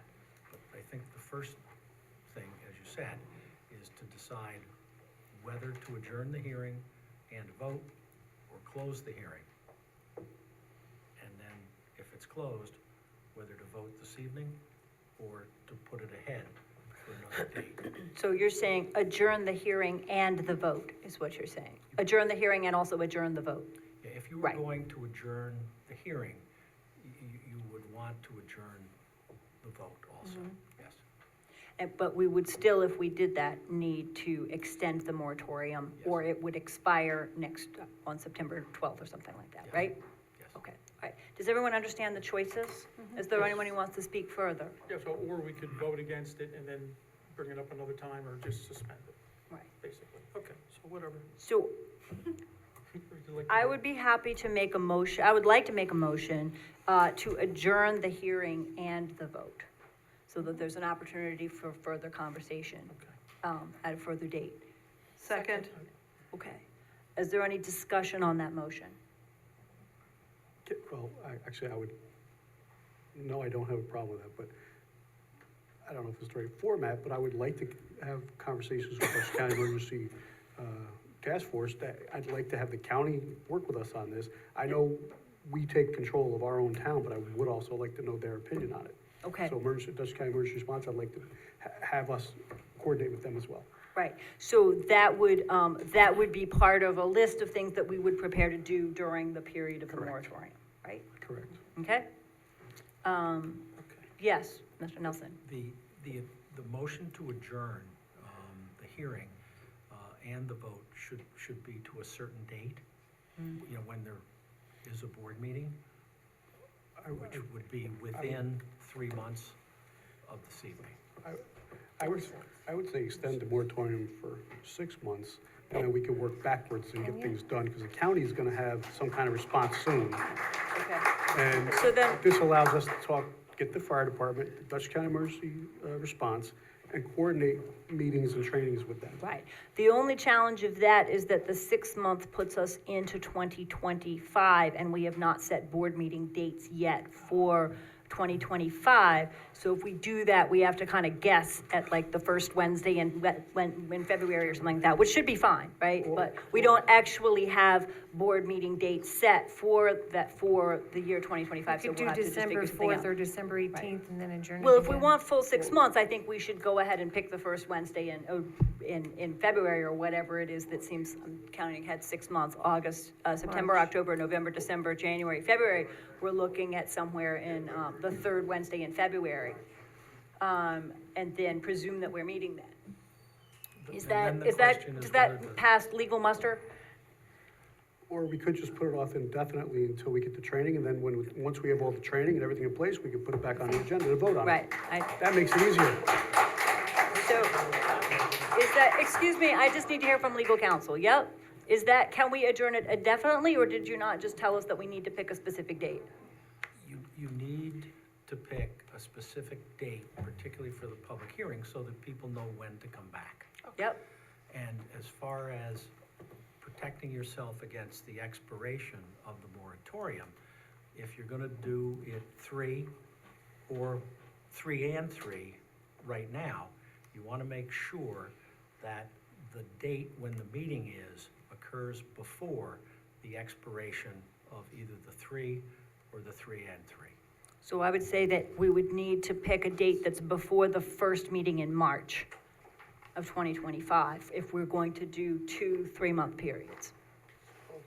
And do we feel that 2 3-month periods are needed in order to complete the training and the conversation and whatever other specific things, public education that people would like? I would ask, the supervisor to join Bill and I on the fire safety committee to facilitate this training. Sure. And to find out how to get it, because that would keep everybody in the loop. And Absolutely. we're already having a fire safety training meeting with the fire chiefs, staff. So if we look at a calendar, would something like a March 5th work? If we pick that? I think that we would have to set a public hearing date for our 3rd meeting in February in order to have that happen before the expiration of the moratorium. Is that correct? Yeah. I think the latest we could go would be the 3rd week in February. So if we can figure out what the 3rd Wednesday in February is, we could go for the 19th. Okay, the 19th it is then, would be the potential date. And when we set meeting dates for 2025 at the beginning of next year, we just gotta make sure February 19th is one of them. Or we have to be here that night one way or another, so. And if we get it done sooner, we can always. Yeah, and if we come get done back. sooner, we can come back, right. I think that's the way to do it. So, if- all right, If so- this is going to get pushed out to February 19th for purposes of the hearing and potentially a vote, then you want to push the moratorium out beyond that. And what Yes. the local law says is 2 3-month periods. So it doesn't talk about pick a day, so you'd probably want to say that you're adjourning it for 2 3-month periods. Right. Which And- would be, right. pardon me, October, November, December, January, February, March 4th. Right, so can we do that all in one motion, or do we need a second motion to extend the moratorium, I believed? Well, there is a typed motion. So on the first one, you frequently do oral motions to adjourn. So you could do that, and then I can pass out the written document. So then I would amend my motion to be to adjourn the vote and to adjourn the hearing till February 19th, right?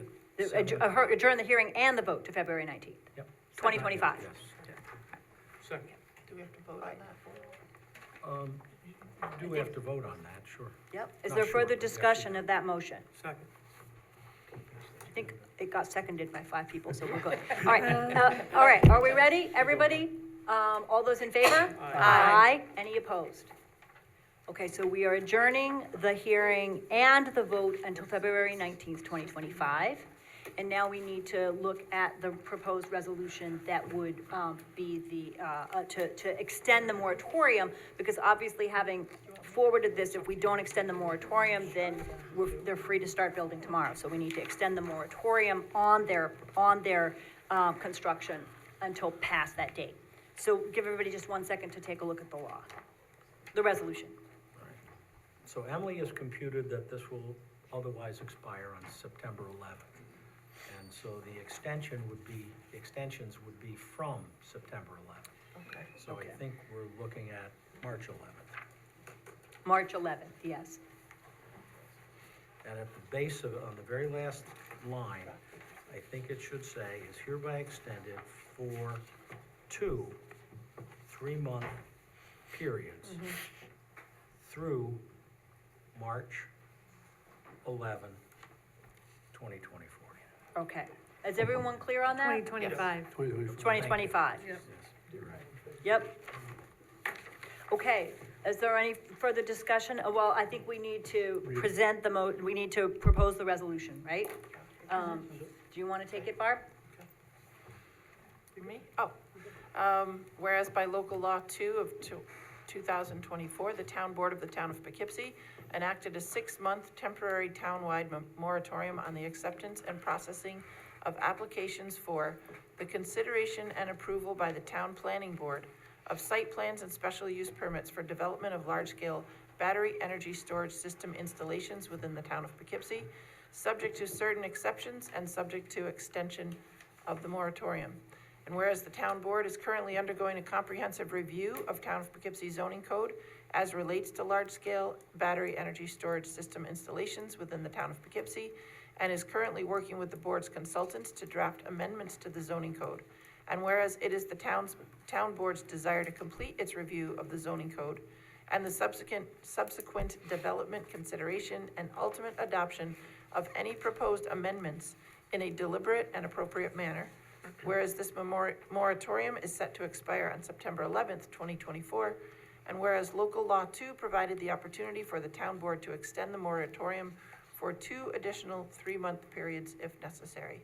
We extend this moratorium, it's a type 2 action, and be it resolved, the moratorium on large-scale energy storage system installations is hereby extended through December 11th and 3 months beyond that. For the 2 3-month periods Yes. that end on Yeah. March 11th, 2025, I think is the Yes. language at the end, right? Yeah. Second, all right, is there discussion?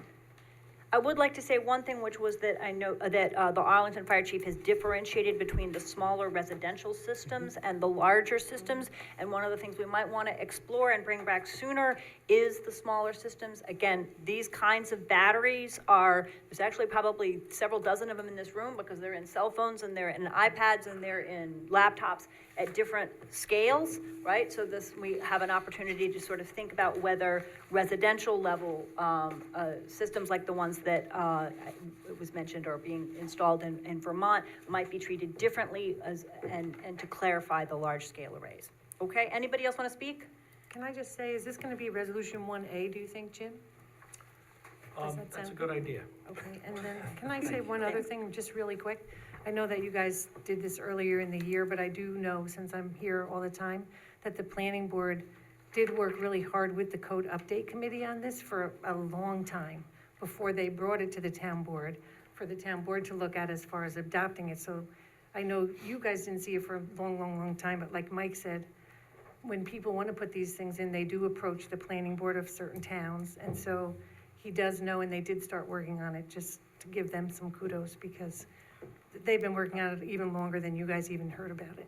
So I And just it has wanted been to a say- long conversation. I just wanted to say thank you to them I think they for did a that. great job on the law. The problem is that I just never saw it. Right, until they brought it up, and then you guys did the Till we saw it moratorium earlier in the year. We saw it here. I would And- just say that I've listened to the presentations and the discussions on both sides, and I'll second that. The civility, the respect for differing opinions has been very encouraging, and I'm hoping that when we get to March, I know there are a lot of fears and issues that have come up that you'll see that the board has done its due diligence in terms of addressing your fears and concerns, and we can hopefully put it to a vote on that day. Thank you. And if the supervisor's letter gets twice as long, you'll know why. Because I'll try to send some links and some information and appreciate providing that as a space to sort of help us all learn more, because we could certainly all learn And more. I just wanted to say Okay? too, on that note, because there are rules and regulations about notifications for public hearings, and for local laws, it's not to mail to residents. It is, legal notices that are put in the paper, and unfortunately, the Poughkeepsie Journal is almost $4, and there's not much to it, so a lot of people don't read it. But there is a public hearing section on the town clerk's page, and I think it would be really good if each board member had their own kind of newsletter to keep their constituents involved, because I'm not sure what happened with the Airbnb, how you were notified back in the day, but we didn't send letters to everybody. So it was probably legal notices or word of mouth, how that got put out. It would actually be really helpful if my supervisor's letter had a link to your public hearings page That's a great each idea. time. So let's just put it in there so that if there are any upcoming public hearings, it'll be A lot of out people there so don't that know where people to will look see and- them. and, Because it's um, on your page, but we should make it visible. Yeah, Yep, but I'm that's a just great saying, idea. but, it's a good idea even to put your own little stuff, like the meeting stuff, out there too. Okay, anybody else? Are we ready to vote? All those in favor? Aye. Any opposed? Okay, the resolution carries 7-0. All right. This is the way government's supposed to work, everybody, Yeah, dialogue. thank and Thank you, compromise. everybody. I appreciate a lot of comments and a lot of participation. It's a late night, but it's And hope that we can keep that conversation going and keep that engagement and participation going as well. Thank you. And I believe we adjourned the public hearing, so we move on to the next resolution. We suspend the rules for any comments? for the agenda. Oh, that's right, we've got to suspend the rules for comments for the regular agenda, thank you. And read through it. And we will begin, so I move to suspend the rules for 3 minutes each for anyone who wants to speak on items on the regular agenda from resolution number 2 on forward. Second. Okay, yes, would you like to speak? All in favor, aye. All those in favor? I'm sorry, all those in favor? And who Aye. seconded that? And, He seconded it. Okay, thank you. Bill Ritter seconded, so yes, and we are open we have open public Actually got a comment. second in. All right, okay, thank you. Was everybody being in favor of me? Thank you. I can't stay for the rest of the meeting, but I do want to address, I did read the resolutions that are before the board this evening. I do want to just voice my support. By the way, Tony Diaquani, County Legislator, resident of Ward 2 for Salem Court. But I just want to voice my support for resolution number 8, which is going to be calling for a budget finance advisory committee. I think that, as I understand it, it's going to be made up of persons outside of the board, community residents. Hopefully, there would be somebody from each ward. But I think that would be, it's great to have outside eyes taking a look in, especially when they're the eyes of the people whose money we are spending and we are responsible for. So I just want to voice my favor for resolution number 8. I do hope that will be passed this evening. Thank you very much. And Thank thank you. you for this evening's comments and your open-mindedness. Thank you. Do we have further comment? Other folks in the room who'd like to speak? Yes. Hi, Ally Bop, Ward 1. I'm also in favor of Resolution 8. I think it's a great idea to try to get some people involved. Transparency is obviously what we all want here. And I know that people are always complain about how money is spent in this town. So hopefully this can help. And I think it's a positive thing. I don't see why it shouldn't be passed. So thank you very much. Anyone else? You can speak on any resolution from number 2 onward, number 2 through 15, because the public hearing had to be handled first. But if there's people who want to speak to other resolutions, come forward. Yes. Yeah, I agree with everybody else when they say about the budget advisory. It's our money, and we are putting into this, as well as all your monies as well. But I feel there should be some type of a check and balance system. That's pretty much what the government runs by. And so I would like to see my money going towards improvements and town improvements and other things other than, what might come up in a proposal or on the agenda. Based on our current state of inflation, the people that submit stuff to the budget should be permitted to review the town budget to make sure our money is spent wisely. We want to make sure our money is going to our needs and not the needs of, to our needs, and the needs of the residents, and not frivolously spent on unnecessary projects at this time. We are desperate from the money. Everybody's suffering from the inflation right now. So we need to make sure that we spend it correctly. Thank you. Thank you. Is there anyone else in the room who'd like to speak? Yes.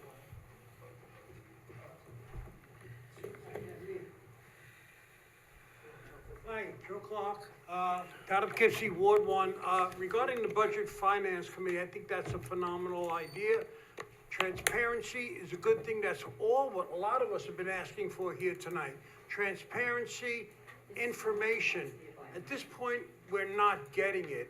the old administration, at least they put out an annual budget. Have you guys put out a budget yet? Sure, I haven't seen it. Well, if I could just answer a procedural question, the way it works is that there's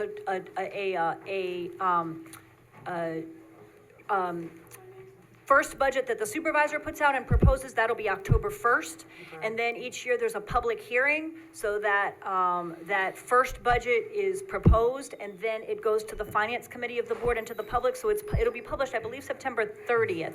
And then will be available for the month of October and the beginning of November. There's a public hearing. And then the board makes potential revisions and then the final adopted budget comes in mid-November. Yep, there's actually a month and a half. Is there a way to simplify it, to put it online so we can all see it? Sure, the budget will be online. Like what happened with last year's budget? I didn't see anything about that either, so. The budget will be online and as of September 30th. And then there'll be a process of, revising and adopting it over the next month and a half. Yeah, and Actually, it goes online the day after you present it to the board. It has Okay, to be so- delivered to me by September 30th, and then when it's presented to the board that night, it goes online. Yeah, So and October also- 1st, yeah. October 1st, it'll be Put it online is available. great. A lot of us don't travel, can't travel for different reasons. Online, we all have this, we can read it all Yeah. and keep up to But date. Absolutely. Rebecca, you should also mention your special meeting too. October 1st, you're gonna make a That's coming special up in one of the Right, resolutions. right. Yep, there'll be To a present budget it. message and presentation on October 1st, and then the process so it will be open to the public, And just you to can make sure. come back right here. Keep it in the newsletter. We'll put it, but don't worry, it'll be there. The It'll dates be in are the messed up newsletter. this year. For sure, thank you. Usually there's a meeting before October 1st. Is there anyone else who wishes to speak? Yes.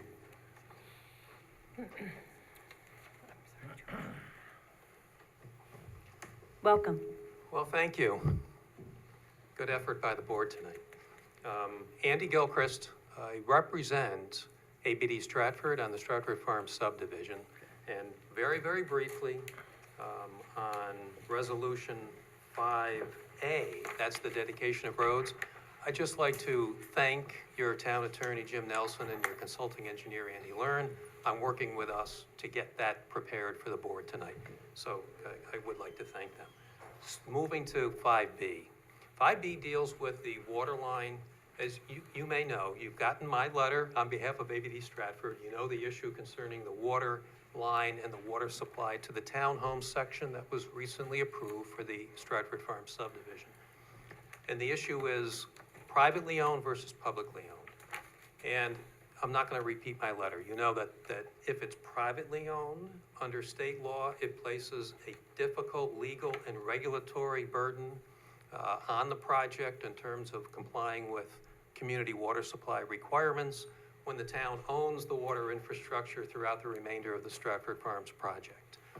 I acknowledge the resolution adopting, or at least reiterating, your policy that you adopted last week. It's clearly within your discretion. What we'd like, though, the board to think about are a couple of practical things before you address a resolution, either approving a waiver and accepting it publicly, or rejecting the requested waiver and say it remains private. And that is really some economic and practical issues. Your policy works very, very well, I think, when the project has one owner. It's like a commercial plaza with a bunch of commercial businesses, or an apartment complex where there's one complex owner with a bunch of tenants.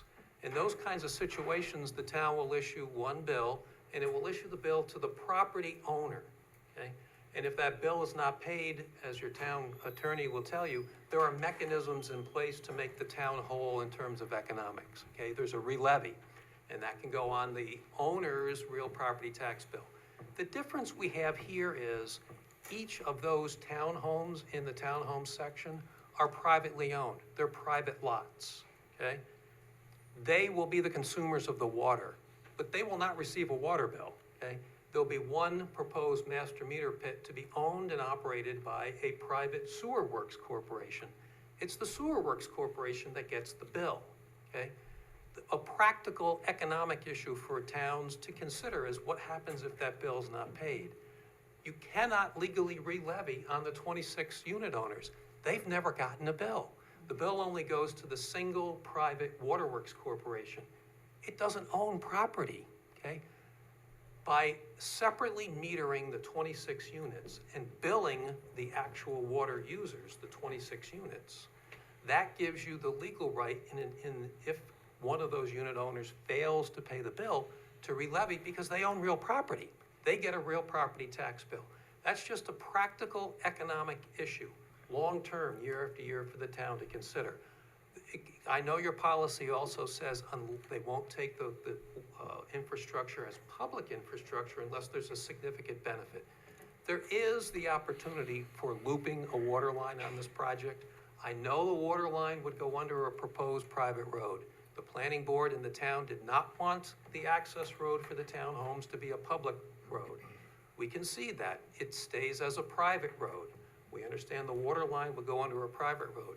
There's ways to address that through easements, through agreements in terms of repair and maintenance in the event water lines need to be repaired or replaced in the future. There's ways to handle that. There's the ability to loop it, because part of this project also required a water line to be run to the property boundary adjacent to Hillside Terrace and stubbed. I'm This sorry, would- I've gotten And distracted, but it's been over 3 minutes, so. I understand it, and I appreciate the time, and again, thank you to Mr. Nelson. All right, thank you very much. Is there anyone else who'd like to speak? Yes.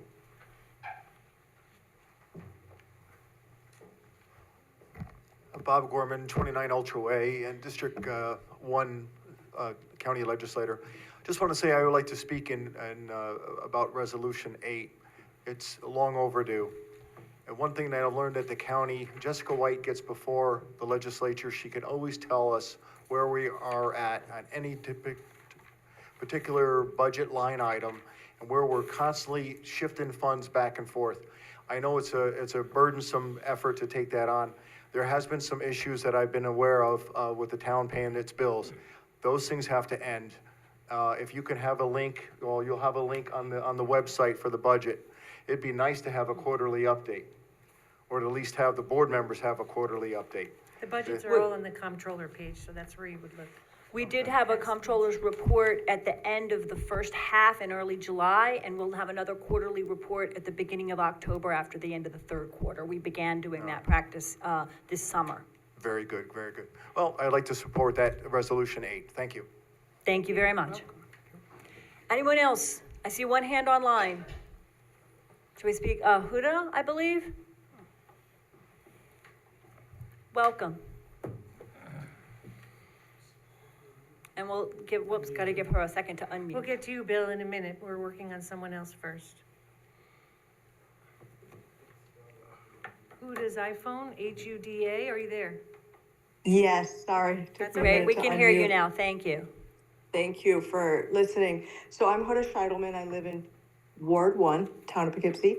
And I just wanted to say that I think the idea for the Finance Advisory Committee is a great one. It helps foster better communication between the community and the Town of Poughkeepsie board making decisions on financial matters, and it improves our democratic process, and it's a win-win for everyone. So that's all I wanted to say.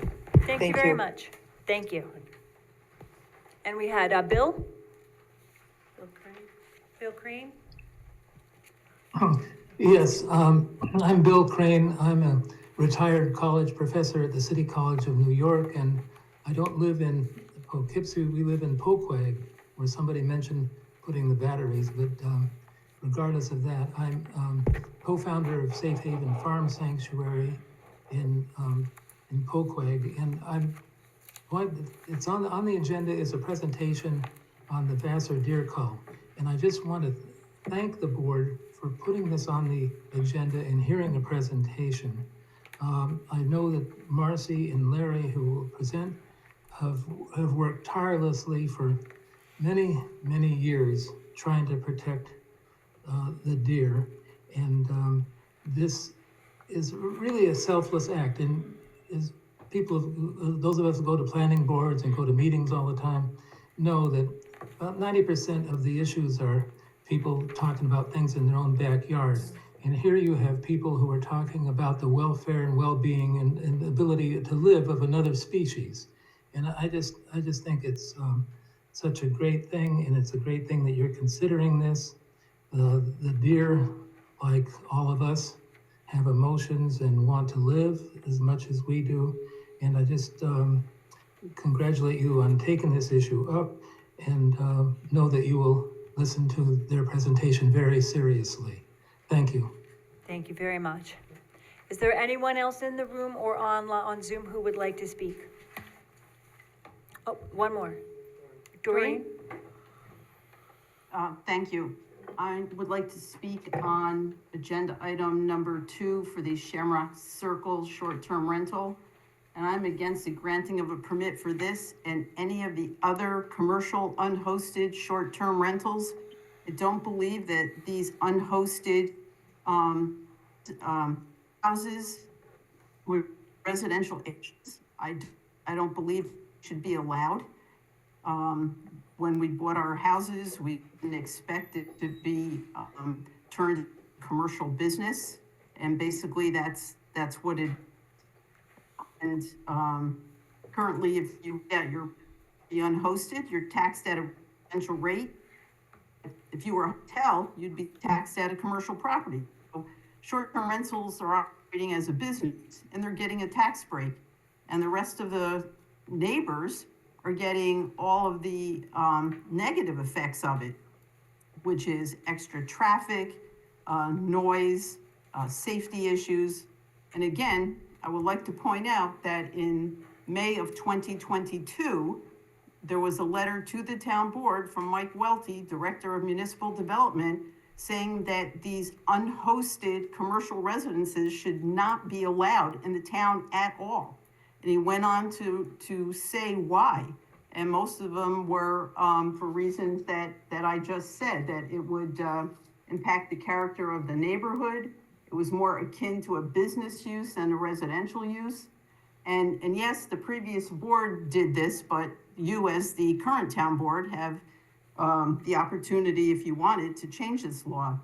And I just don't feel that the town has the zoning capacity to enforce this. Right now, my understanding is there's 50-something illegal short-term rentals in the town. There's only 4 permits.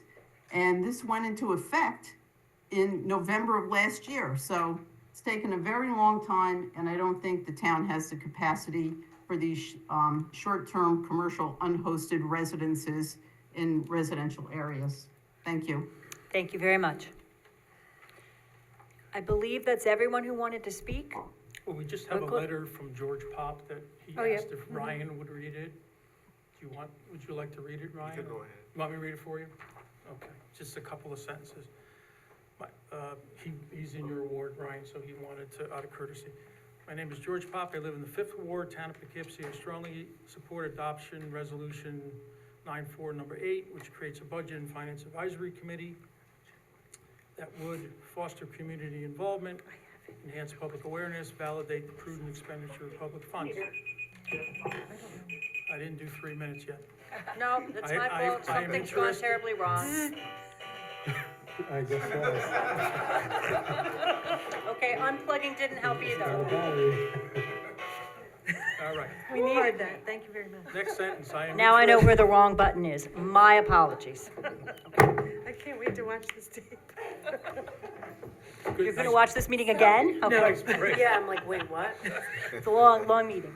Sorry, Bill, my apologies. No, it's perfectly good. I am interested in being considered for a position on this committee. I am currently the treasurer of a large retiree organization and fully understand the need for a full transparency.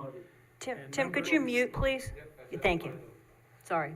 And member input into the process of spending the dues collected from its members.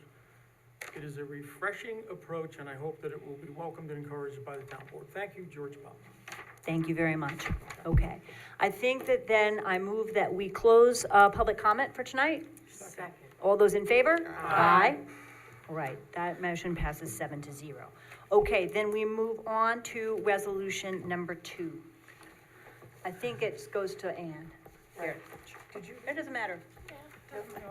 Barb did the last one. You did, okay, fine.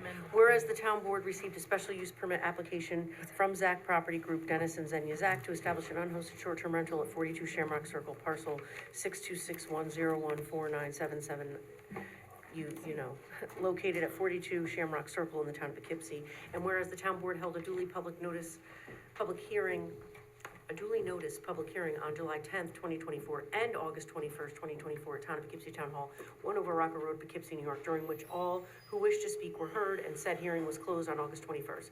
And whereas the zoning administrator has reviewed the application and confirms that it meets the requirement for unhosted short-term rental principal commercial use in Chapter 16A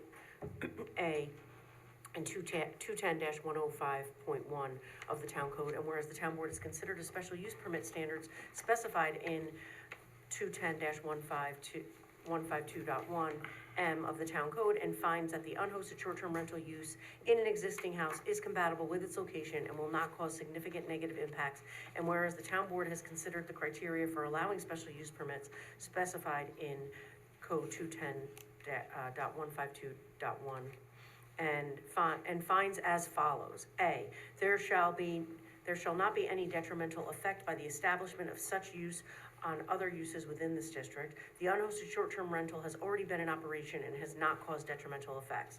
That's B, that such use will be in harmony with the orderly development of the district and the location, nature and height of buildings, walls, fences, and parking areas will not discourage the appropriate development and use of adjacent lands. The house is already in existence and is appropriate for such use.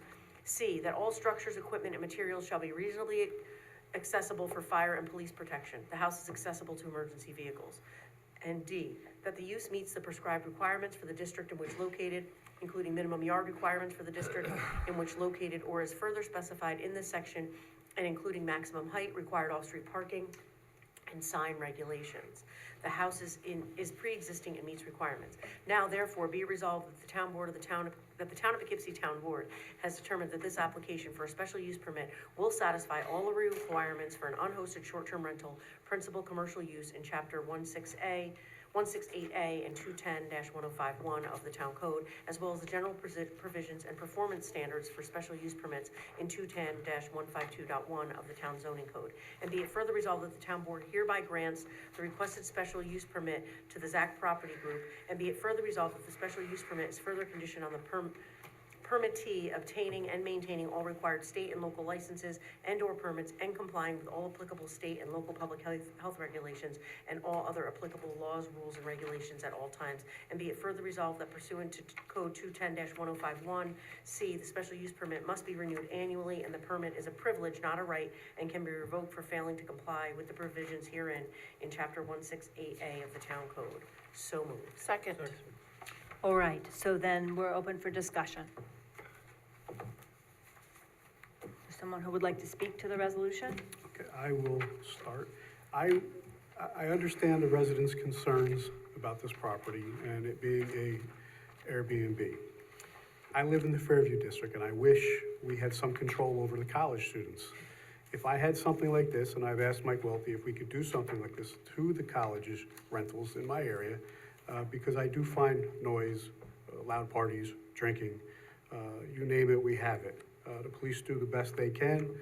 Supervisor Edwards has come for a ride with me through my district, and she's seen firsthand how bad it can be, and she is helping to try to facilitate some type of code that we could use with this, so I appreciate that. But back to this, we do allow this in the code, and the fact is that the owners of this property have been renting this out for almost a year, and there's been not one police call to it, fire or emergency call to it. I know you said it was a tight-knit community, but no one seemed to know that other people were living there. So I'm kind of shocked by that. So I have to vote in favor of this because, one, our code allows it. Two, this will actually, if there is a call, then they have to come back every year and re-register it. So this gives you actually what you wanted. If something's wrong, that we can stop it and cancel it. So that's my take. Is there anyone else who'd like to speak? I agree with Mike. I don't see any detrimental effects. I haven't heard of any uproars, and I have a house in my ward, where the residents are doing full donuts in vehicles, not ATVs, but actual vehicles, and that's owned by somebody. So they have a problem because those people own that house and they can't leave. And they're having fires and they're pouring accelerants on it and the police have been called. It could be a lot worse, and it is a lot worse in other people's areas. So I don't see any problem. We'll revisit it next year, and like Mike said, I'm gonna vote for it too. I'll just make a quick comment since it is in my ward. In our ward, in the 3rd ward, it's been a very interesting process listening to all the concerns, and I'm kind of blessed that it's in my ward because I've really had to listen to both sides of the story, or differing opinions on this. I'm going to vote no to this tonight. Not that I don't believe in Airbnbs and rather, the legality of it. They've done all that they can to follow our code. But I think that the people in the neighborhood have spoken so vocally about not wanting it.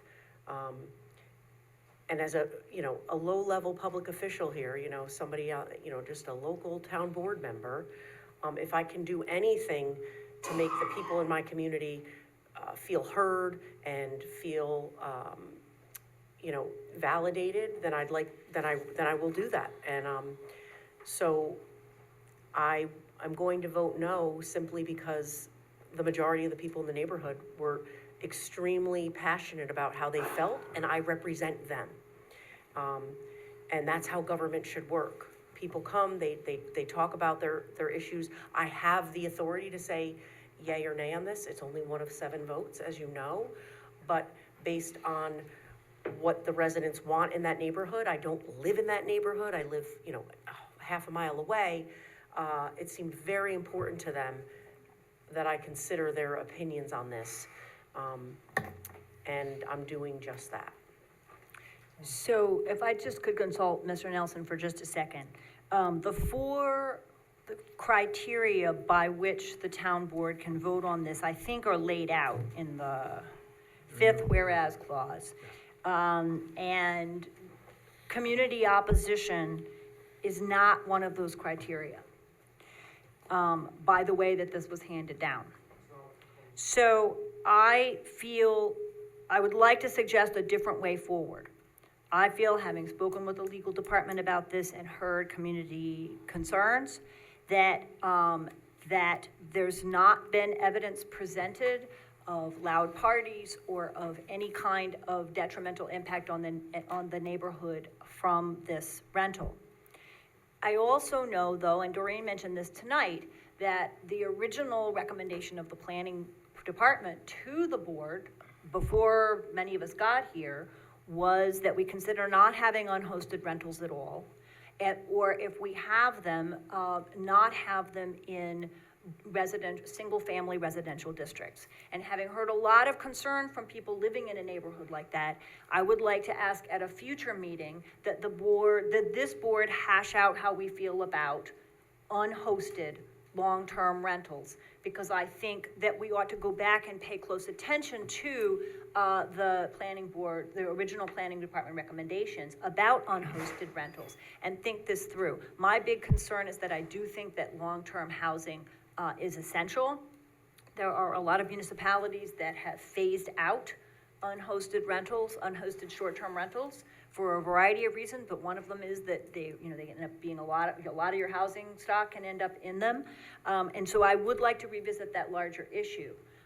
In the meantime, based on how the prior board set this up and what the criteria are in front of us for reasons why we can deny it, I don't see evidence that enables us to deny this. I wish that, this were an easier process, but I do want us to sit down, and I will ask legal immediately to try to bring back, I'll consult with planning, and to bring back a larger conversation about unhosted rentals. We could decide that we think that unhosted short-term rentals are fine in certain kinds of districts, in commercial areas or in mixed multifamily areas, and not in others, or we could decide that we don't want them at all. I Or would do we also put the- submit that the landscape on these things has changed over the last couple of years as well, and that there are more municipalities are moving to limit them. So I think, I would like us to have that broader conversation about whether we want these at all. Or do we put the special use permit back on the planning board? For Well, we unhosted? could do that. We could say we still want to have them, but we don't want to be the ones to decide. We want Right, someone else 'cause to this decide. process has been- I have doubts about whether, I would like the board at least to have a full discussion, and I might like to make the case that we should in fact not be permitting these. Again, this is how it came down to us, and maybe this board might want to reconsider. Supervisor, I In, thought the- that- in this case, we don't see, there's, the only thing that I hear about a detrimental impact on the neighborhood was that a couple of people were seen who were not known in the neighborhood. We don't have evidence of loud parties or of an impact. And I know parents are concerned, but there's not, I have searched, actually, I did my Google searching, to see if I could find any evidence of, sexual predators operating through a short-term rental, and I can't find any anywhere, right? So there's just not, a sense that that's something that is happening. That being said, the whole short-term rental is something, unhosted short-term rental is an issue I'd like to reconsider. So, Okay, and I'd like to make a disclosure here that I have purchased a property, a very old historic property that I had intended to renovate and restore to use as an unhosted short-term rental, and I'm gonna be abstaining from voting on this. Why? thank you. Because it affects, I have a bias. Well, but you don't, it's not built, it's not completed. No, but I still have a bias. Well, I could say I have a bias too, I'm gonna rent my house out. I think it's the board members' decision whether they feel they need to recuse. Am I correct, Mr. Nelson? Yes. Yes. Yeah, she Yes. can, yeah. Right. So if you own a property that would in future be impacted by a decision, Yep. recusing yourself I've been from the abstaining vote all along. makes sense. Okay? I understand your reasoning. All right? Supervisor, I thought that was very well thought out, and I would welcome working with the board, even on a special meeting on this, because I think that's very important that we consider everybody. So thank you for that, I appreciate Absolutely. that. We can discuss it next week if we want to, and we're having a discussion, not a vote meeting, but we can. Sure, anytime you want. So, But I do want to disclose that I do also own an Airbnb. Thank God, not in the town of Poughkeepsie. are you recusing yourself? No, I'm not, because it's 3.5 hours away, and it's not even an Airbnb anymore. I got out of that, and I do, but I had it originally, and because of the concern, I did have a concern one time, and it's just a little bit of a story that, my very first time, I had a problem. And I got a call from my neighbor saying, hey, you got all these people there, and I learned my lesson. So even though, and I'm, asking you to consider this, that, because I hear what they're saying in the neighborhood, okay? I hear the people. And probably if it wasn't for the law, I would say no, but we have a law, and that's the impact of what a law means. But I drove up there day before Christmas and tried to get them out, and did so successfully, whatever. But since that time, okay, anybody who comes into that house, I meet personally. And I go through all the same controls that you do, but there's no lockbox, and I also communicate with my neighbors. And I say, this person's coming, here's who they are. I don't do, now that I'm out of it, I don't do it anymore, but it was never a Saturday, Sunday, weekend rental. It was always 7 days or more. So possibly consider changing that to a longer term, and also please, if you can, before anyone comes in, meet them personally to say who they say they really are, and hand them the key, and, let your neighbors know what's going on. So, thank you. Okay, are there anyone else who wants to speak? Okay, then, call a vote on this. All those in favor of resolution number 2? Aye. Those opposed? Nay. Those abstaining? Abstaining. All right, so it is a vote of 5 Yes, 5 yea, 1 nay, and 1 recusal. Okay? All right. And thank you to everybody else for a very lengthy process and we will continue discussing this issue. Okay? Thank you very much. All right? Okay, I believe item number 3 is a presentation. I don't know if we have people here, I think in the room, as well as maybe people online who are participating in the presentation on the deer call. So, thank you. Good night. Good night.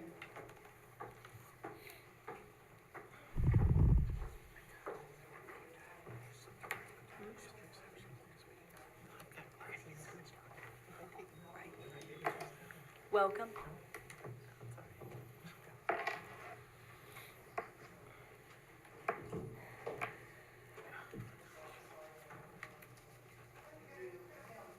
My name is Marcy Schwartz. I'm a lawyer and a resident of the town of Poughkeepsie.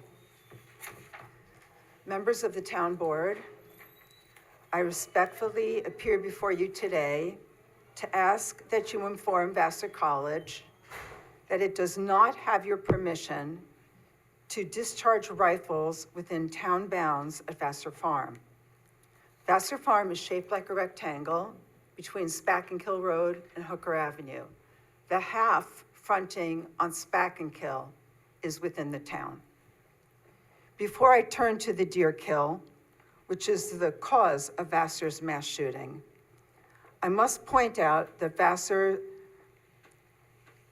kill should be banned because it endangers town residents. The farm is surrounded by residential neighborhoods, including schools. It is only a half-mile wide, yet the bullets that Vassar College uses can travel up to 2 miles. Turning to the deer kills, let's establish a few facts first. Number 1, the kills are not hunting, which is illegal at Vassar Farm. They occur outside the hunting season and rely on baiting the animals, which is an illegal hunting practice. There is not, and has never been, an overpopulation of deer at or around the Vassar College area or at Vassar Farm. Deer overpopulation is a scientific term that means there's insufficient resources to keep the deer healthy and well-fed. Every autopsy of a deer killed by Vassar has shown the deer to be perfectly healthy.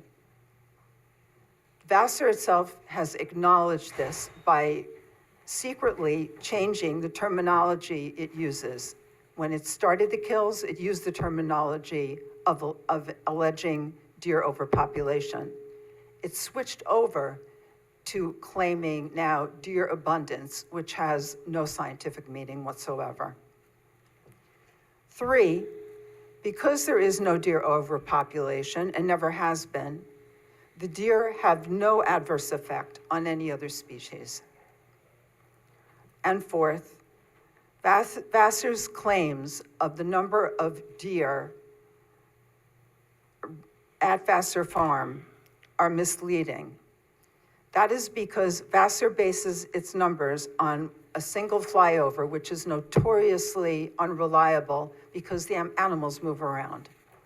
And as well, Vassar Farm is less than a square mile, which is the number of deer sighted is per square mile. I will now address the deer kills, which are based on a fallacy and are not just unethical, but illegal. Vassar puts forth the pretense that Vassar Farm is, quote, a forest preserve. That is because one study found that 10 to 20 deer per square mile is optimal for forest preserves. And make no mistake, Vassar wants to kill deer. However, Vassar Farm at 530 acres is not a forest preserve. It is actually, as the name implies, a disused farm with some treed areas. If you've ever been there, you will have seen this for yourself. If you've never been there, I suggest you go and take a look and you'll see what I'm talking about. Second, by claiming to be a forest preserve, Vassar is comparing itself to actual forest preserves that are at least double its size. For example, Mohonk Preserve is 7,000 acres and Cary Institute is 2,000 acres. Most importantly, these real forest preserves never bait and mass shoot deer, as does Vassar College at Vassar Farm. In order to kill the deer, Vassar does put out corn and apples for 3 weeks to bait deer from the entire surrounding area onto its property. In other words, it is not aiming to kill deer that live on the farm or even walk through the farm. They are baiting animals to kill deer far and wide. It takes just a day or two for deer to find the corn. After acclimating the deer to coming onto its property for corn, Vassar proceeds to mass shoot and terrorize them while aiming at does and fawns in particular. Baiting animals to mass kill them is obviously unethical, but it is also illegal, as I implied before, under New York state law. It is an illegal hunting practice. Ironically, we have had many hunters support our protests because of this reason. The town board has not just the legal right, but the legal obligation to prevent Vassar College's mass firing of weapons at Vassar Farm. And this is why. The State Department of Environmental Conservation issues Vassar College a deer damage permit. In action-specific conditions number 4, the permit states, and I quote, "Permittee and agents must abide by local firearms discharge ordinances or obtain a written waiver from local authorities." As far as I know, Vassar's never sought a waiver and never been granted a waiver. Yet, the town's noise ordinance at section 139-4 enumerates unlawful noises at subsection M, which covers explosives, firearms, and similar devices. And I read from the ordinance. Sorry, I have to put on my glasses. Marcy, can I ask you a question while you're waiting? Absolutely. What if they put a muzzle on there? You wouldn't hear any noise? You do hear the noise. Vassar does claim that it silences the guns. The decibel level is still much higher than what the town code would allow, despite that. And I will address that in more detail. Okay, thank you. The town code states that the use or firing of explosives, firearms, or similar devices so as not to create unreasonable noise is banned. The lawful use of firearms for hunting or at a firing range or at a gun club shall not constitute a violation of this chapter. Vassar, as you just stated, claims that the rifles used are noise suppressed. However, even the most effective silencer on the smallest caliber gun reduces the sound to 110 to 120 decibels. That level is much higher than the decibel level permitted in sections O, P, or Q of the town noise ordinance. And rifle suppression is definitely louder than that. And by the way, that is why Doreen can hear the shooting at least a half a mile from the farm when it occurs. Finally, I've heard that the police chief doesn't want to stop Vassar's mass discharge of weapons. But I submit that he works for you, not the other way around. For the reasons stated, I therefore ask you to stop Vassar College from firing weapons at Vassar Farm that endangers local residents and destroys our precious wildlife. Thank you. Thank you. I'd just like to point out, as I should have at the beginning, that Deputy Supervisor Ann Shershin put this on the agenda. I'm recused from an issue related to Vassar College, so. Thank you. You're welcome. All right, thank you very much. We move on to Resolution 4. And we have, oh, I'm sorry.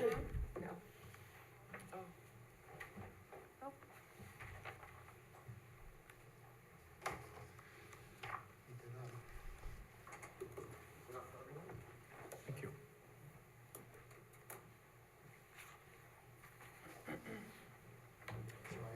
I feel like the last act on the Jerry Lewis telethon.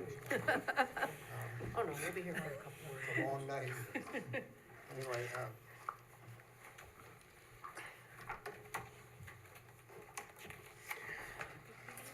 my name is Larry Treppel.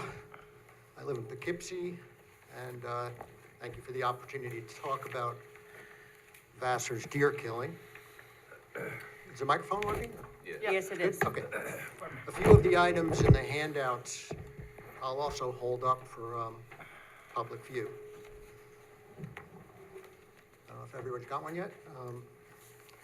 On the first page is Vassar's deceptive presentation of the number of deer in the preserve used to justify their actions. And that looks like this. We obtained Vassar's application for approval by the New York DEC. We had obtained that to stage 2020 killing. So this is produced by Vassar. Vassar submitted the top deer density and removal chart. The blue bars show deer observed by an infrared flyover right after the killings, and the orange bars on top are the number of deer shot and killed prior to the flyover. And they add them together to present this as the total number of deer in the preserve and farm at that time. As an example, the 2018 flyover over here is presented as 20 deer observed after 17 were killed. So a total of 37 deer before the killing. But note that this chart actually refers to per square mile. Square mile is 640 acres, but the preserve itself is just 415 acres, and the preserve and farm combined is 525 acres. In the USDA filing that we obtained only by a FOIL request, they listed that actually 13 deer were killed, not 17 as shown here. That means the actual number of deer observed was 15, not 20. All the numbers on this chart for all these years are imaginary because they are extrapolating them as per square mile. I'll also point out that the 2019 figure of 50 observed deer, many more than in 2018, was completely made up, as they didn't bother doing a flyover that year. They just picked this number out of a hat. This is Vassar's way of presenting facts. We pointed this out at a previous town board meeting, so Vassar eventually removed the number of deer killed, but still present the misleading number of observed deer, as you can see from the second 2021 chart.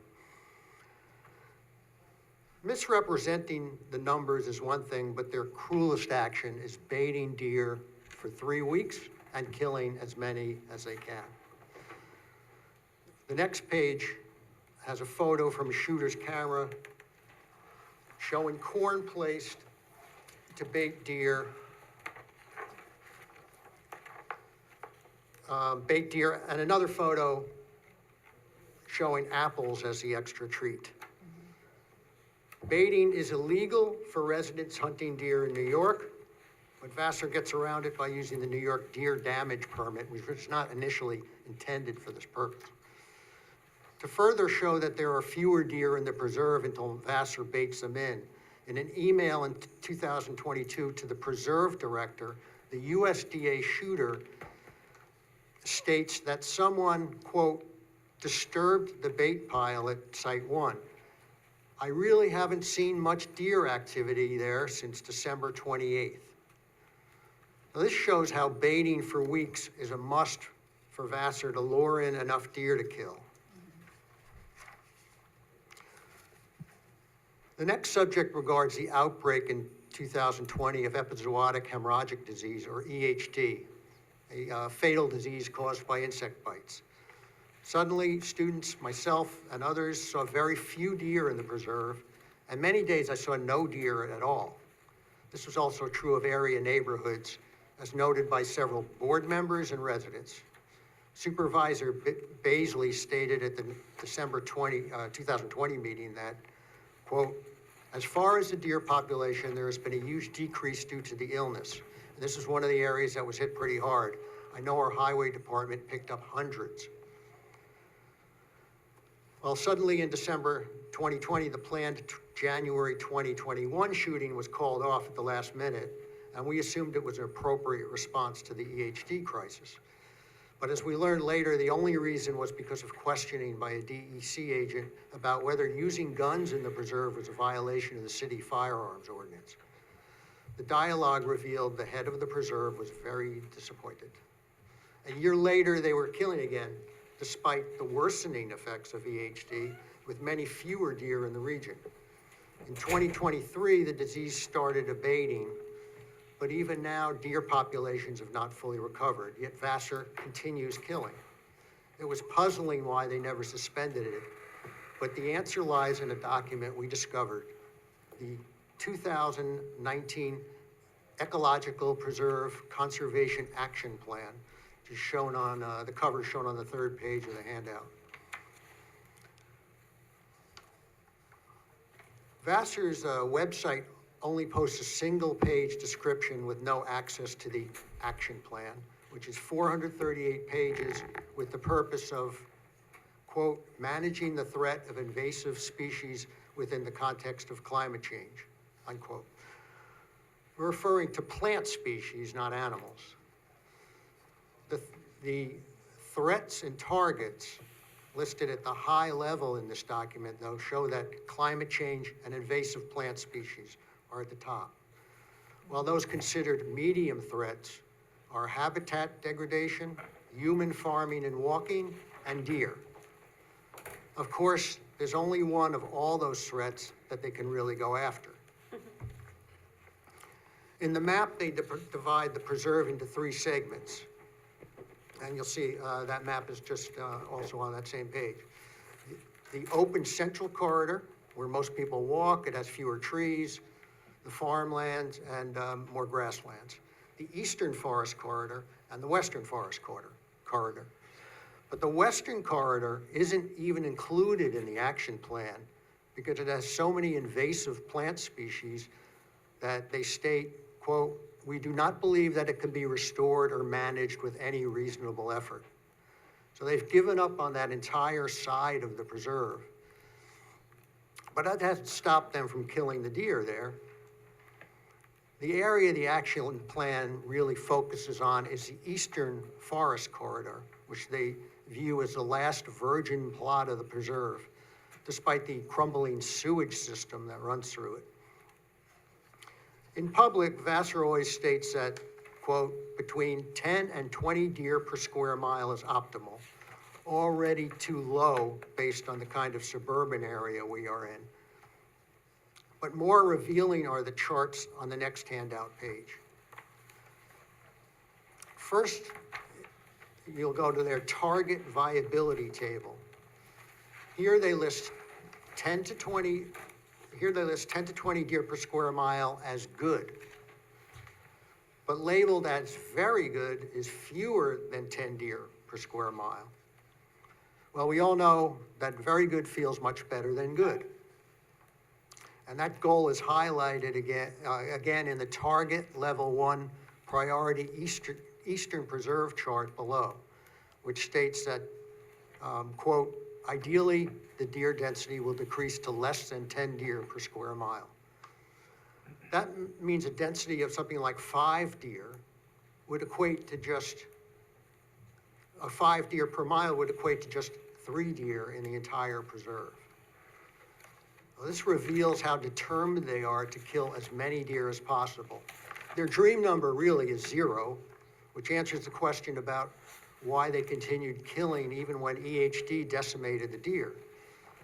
The result is 285 deer shot and killed since 2010, including many fawns, at a cost we estimate at $300,000 to $400,000.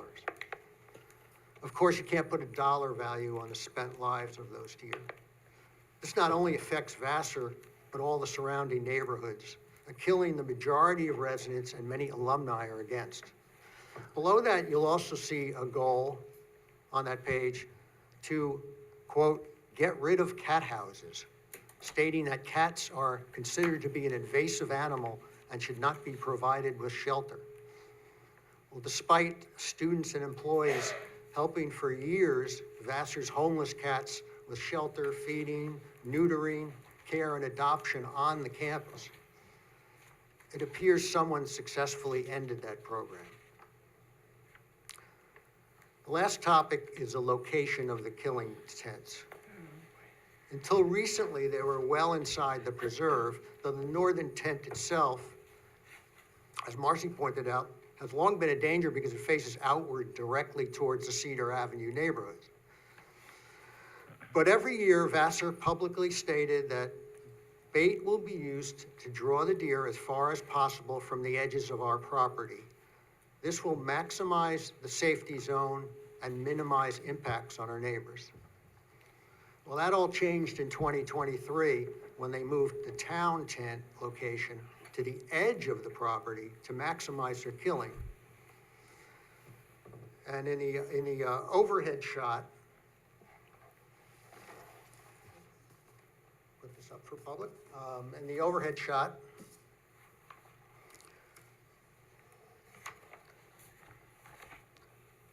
on the last page, you can see that the killing tent is at the perimeter of Vassar, the Hudson Valley Credit Union, and our Lord's High School, which is in the same general direction as the tent's gun slit faced, as the tents where they would poke the gun out of.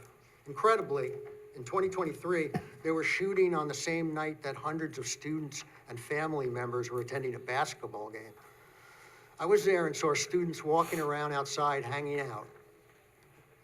No one was made aware of it, including the school's security director, who I spoke with the next day.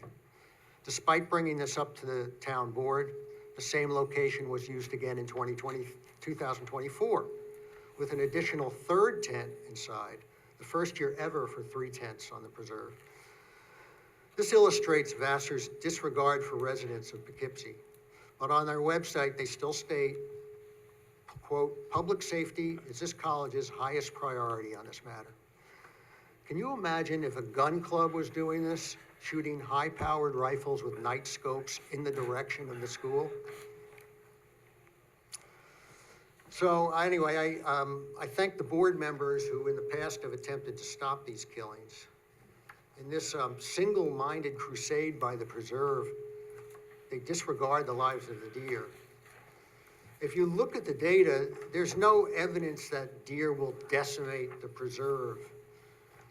But it's President Bradley who calls the shots, and she ignores this, with town board members and residents just a nuisance to the plan. I believe the only chance of ending it is to take a more unified and more formal stand, and I hope the board will consider that step. Thank you. Thank you, Larry. Thank you very much. Okay, thinking that things might run long tonight, which turned out to be the case, I removed item number 4, so we are not going to discuss the procurement, investment, and capital assets policy. We can discuss those next week at the non-voting workshop meeting on the 11th. We will also have them for discussion on the 18th. Yes? I just have one quick question for Marcy and Larry. Thank you for coming out. So it's impactful to me you were talking about baiting. So do you have any data on the impact of that? So in other words, if there's 100 deer there and then they bait, how many do they end up with after they bait? Is there any data to show that there actually large numbers are coming, and how would you determine that? My research has shown that deer can smell corn for up to half a mile away, Right. and that even if they don't smell it from half a mile away, by wandering around, they will discover the corn pile. Okay. So that if you walk through Vassar Farm, which is my suggestion, you very rarely even see deer there. You know, if you do, you see like maybe one small family. So they're definitely, by putting out the corn bait, pulling in dozens of deer that would not be on Vassar Farm otherwise. Okay, so you think no baiting, there'd be a lot less deer? Yes. Far less. I mean, Okay. I spend much time. I get you. I spend much time in the preserve, Okay, and okay, thank you very much. leagues high every afternoon. And Thank what- you. All right. How long have they been doing this? Since 2010, it was announced in 2009, and it began in 2010. Just because the deer are eating? Because the deer were eating some underbrush.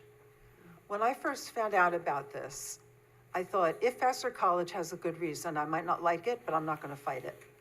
I read a 15-page document that was internal to the college about why they were starting it, and it was shocking. There was no good reason. The deer were eating some underbrush. That was it. And I'm here today. Okay. Thank you very much. And, Thank you. last year I did talk to the chief about location of the tent, and he claimed he had no idea at all. So I think we need to approach the state, because this is not acceptable that they're setting up the killing tent behind Hudson Valley Credit Union and firing in the general area towards the, football field of Lord's. That's just unacceptable. They need to move back further into the center if they're gonna do this. Or be stopped. Yeah. As an animal lover, I find it very disturbing. Yeah, this is not. You know, I mean, I drive my dog hours for chemo once a week, and I can't even imagine. You guys know you've been here many times before. I'm on the record for telling you the very first time they did the call, I was in support of it. As I'm not a hunter, but I do own weapons and firearms, and I didn't have an issue with it because they did say it was too many deer. And at the time, I saw a lot of deer on Vassar Road coming in and cars getting in accidents with them, and there were deers laying all over the place all the time. I haven't seen that in years, so I don't know if this call really needs to keep going on. Okay. I'll tell you a very brief story. Okay, and then I think we should wrap up. Thank you. Okay. I was put through to the office of the president of Vassar College during the time of the first kill. And she put a professor on the phone to explain why they were doing the kill.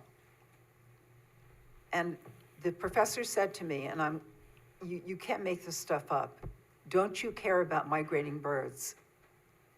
I was shocked. There was nothing about migrating birds in the 15-page memos sent to the president to support the kill. It turns out that it was a bird biologist who came up with this idea because she'd seen a video of a deer eating, and I'm not kidding, a ground nesting ovenbird. That was how this started. A ground nesting, what kind of bird? Ovenbird. I had never heard of it either. This whole thing is a sham, and like I said, there is and never was deer overpopulation, especially now after all these years of killing. Thank you. I'm sorry. Thank you very much. I want to look that, you said oven?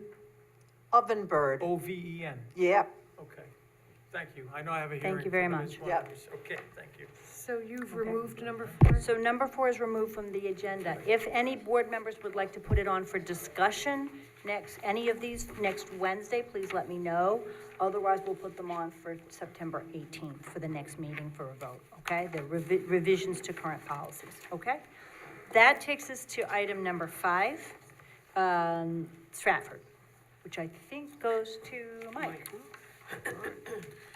Whereas ABD Stratford LLC requests that the town accept dedication of Kensington Lane and Bard Court in the Stratford Farm subdivision, whereas Stratford received town of Poughkeepsie planning board approval for the Stratford Farm subdivision as shown on Dutchess County filed subdivision map 11639 on August 18th, 1999, and has pursuant to the approval delivered to the town an irrevocable offer of cession and dedication dated June 19, 2018, received at the Dutchess County Clerk's Office on August 6th, 2018 for several streets, highways, easements, personal property improvements in areas, including the roads which Stratford thereby offered for dedication to the town for public use. And whereas, as security for the performance of the subdivision approval obligations, Stratford has delivered to the town bonding, security, and other agreements relating to the improvements shown on the subdivision map 11639, which security agreements are collateralized by 2 security bonds. And whereas the town highway superintendent, town engineer have reported that the roads are in acceptable condition to be dedicated. The town engineer further advises that pursuant to Town Code, Chapter 177, Article, what is that, 7 or 6? 6. The performance security for the roads may be reduced or replaced by acceptable 10% maintenance security in the combined amount of $137,122, provided the performance security for Dartmouth Road of $55,109.29 be continued. Now therefore be resolved, the supervisor or her designees are authorized to accept dedication of the above roads and reduce or replace maintenance security as conditioned above, and on receipt of the title, liability insurance, and other documentation required by the town. Chapter 177, Article 6, with all documents to be in the form acceptable to the supervisor, the town highway engineer, and the highway superintendent and the attorney for the town. So moved. Second. Okay, is there any discussion? This has been laid out as the proposal to dedicate the road, and if there's any discussion? All those in favor? Aye. Any opposed? The resolution carries 7-0. All right, and now we have B, where we do not have a resolution because we have to decide what to do. At our last meeting, we reaffirmed, and Mr. Nelson can help me if I get stuck here, but we reaffirmed the policy of the board, which is that for private developments, that the town does not take over a water meter pit, unless there is considered to be a considerable benefit to the town. I believe there's been an example in which, this brought a considerable improvement to the town water system. So given that we reaffirmed that policy 2 weeks ago, that would suggest that we would want to have this water meter pit, like all others that have been in similar situations in the town, to remain private. However, we could change that policy. So before we look at a resolution for our pro or con, I wanted to give any board members who might want to take it the opportunity to argue that we should change or deviate from our town policy. And the town policy being set by, it's a code, right? We reaffirmed it at our last meeting, right? It is that, it's based on, longstanding practice that for, developments of this kind, that the water meter pit, remains with the private developer. And the reason it's on our agenda tonight is because they're asking for a workaround? They have asked us to take over the water meter pit. And what the resolution in substance said was that the practice has been and the policy is not to accept these private water pits. However, if a project developer can present a showing that it would be to the substantial benefit of the town, then the town board can decide that it will accept it. And that's where counsel to Stratford was addressing to you the notion of a loop and also the burden on the developer. We have discussed this with the department heads. And I guess I would say that having been here 8 months, I'm more impressed every day with the cost of our water system and our other infrastructure, and the challenges of taking on infrastructure unless we need to, unless there's a substantial benefit to the town. So I think that I don't see a reason to deviate from the policy that we adopted 2 weeks ago. If there's anyone who does, now's the time. Otherwise, I think, Mr. Nelson, we should have the no resolution to vote that we are not going to take over the water pit. Okay, so who would want to read that? That would be. That would be Ryan. Okay, Ryan, you're up. He's going to have a copy of it before you can read it, so. He's good, he's not that good. Sorry, I don't know, I couldn't. It's fine.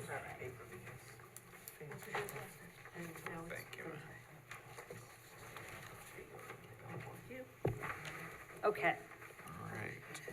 Resolution 5B, whereas ABD Stratford LLC, developer of the Stratford Farm subdivision, submitted a request dated July 11, 2024 regarding water service for the proposed townhome section of its project. The request asks that the town waive the master pit requirement in the town code and that the town own and operate water services to each townhome. The town's policy, as confirmed by Resolution 821, number 7 of 2024, is that meter pits on a private property, including within a private road, shall remain under private ownership, with exceptions only considered when the infrastructure would have a direct and significant benefit to the public system.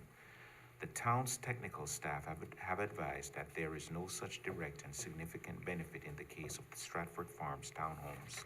Now, therefore, be it resolved that the town declines to waive the master meter pit requirement for the Stratford Farms townhomes, and the water infrastructure will remain in private ownership. So moved. Second. Is there any discussion? Just the one other thing, to just be complete. In addition to the looping, there was mentioned by the applicant of the ability to enforce collection against individual property owners. I forgot that. Yes. So we have to weigh that against the potential costs of taking over the water meter pit, which we have not, which in the past we haven't done. Is there any further discussion, anyone? All those in favor of the resolution? Aye. Any opposed? Nay. Okay, then the resolution passes 6-1. Okay. Whereas an order of remedy, a copy of which is attached hereto, has been issued for the property at 61 Fairview Avenue, Town of Poughkeepsie, State of New York, pursuant to Chapter 159A-4, disposal of debris and litter of the Town of Poughkeepsie Town Code, and whereas the order of remedy has not been complied with, now therefore be resolved, the Town Board of the Town of Poughkeepsie does hereby set the 9th day of October 2024 at 7 p.m. at Town Hall, Town of Poughkeepsie, 1 over Rocker Road, Poughkeepsie, New York, as and for the time, date, and place of a public hearing to consider a recommendation from the zoning administrator that the town or its contractor remove and, as needed, continue to remove all solid waste, debris, and litter at the above property so it will not become unsightly, the cost of which work shall be consumed a lien and charged on the above real property until paid, satisfied, or discharged, and shall be collected in the same manner as other town charges. So moved. Second. All right. My only editorial comment there would be that it's not so that it no longer, that it won't become unsightly, that it will no longer be unsightly, because it's pretty unsightly already, and she checked it this afternoon, and the sofa and an enormous amount of debris are still there. So as of now, we have not been able to persuade the owner of the property to. You sent that email to everybody, right? Yep, I think everyone got that email, so, okay. Any discussion? All those in favor? Aye. Any opposed? The resolution carries 7-0. Okay, resolution number 7. Be it resolved that the town board does hereby call a special town board meeting on Tuesday, October 1st at 7 p.m. at Town Hall for a presentation of the 2025 budget, and to set the date for the public hearing for public comment on that budget and any other matters that may legally come before the board. So moved. Second. All right. We are trying to avoid the Jewish holidays that week and find a date that works for everybody. So a Tuesday. Let's hope for Mike's sake the Mets aren't playing. Maybe, we'll see. So, any discussion? Yes, Supervisor. My question is, so are we ready to set this date? We don't have our annual financial report done yet? So it's by law that the budget has to come to me by September 30th, and the supervisor, well, actually the town clerk, has to give it out to the town board before October 5th. Right. So there's rules and regs as far as timelines, and there's no town board meeting until the 9th. Which is my birthday, and I have to be here. But I'm just saying, so we had to come up with a date before. It was tough. So, like a lot of. Have anything to do with our 23? No, it has to do with the dates that we have to comply with town law. So we're going forward with it without the 2023 info, if we don't have it? I thought we did have it, it's just the audit now. So. I mean, she has to and- present a so- budget by a specific date by town law. Yeah, we have to have the budget submitted. This so we is have to something that's- Right, some of us met with the auditor this morning. Right. As far as the the annual financial report, the town's practice has always been in the past, like a lot of other towns, to complete the audit first, because otherwise you have to submit the AFR, then do the audit, and then go revise your AFR. So it's always been submitted in the fall after the audit is done, and the audit is well underway, and several of us met with the auditor this morning. Okay, my only concern is that the AFR is due May 1st with New York State Controller's Office. I think if we go back, you can see the town has never submitted it in the spring. They've always completed the audit first, and I believe last year it was, the final AFR was submitted in October, and I think that's been past practice. We can check with past controllers, but it's always been done after the I'm audit. just looking at usually I don't in the know much fall. about that, it's not my department, I just know the budget has to be done by Yep. certain dates. Yeah. We And can give you that- the. this is the we budget can for give you the date of 2025. submission for the last few years. That would be good, because I'm just going by the controller's website, that's what they say. Right.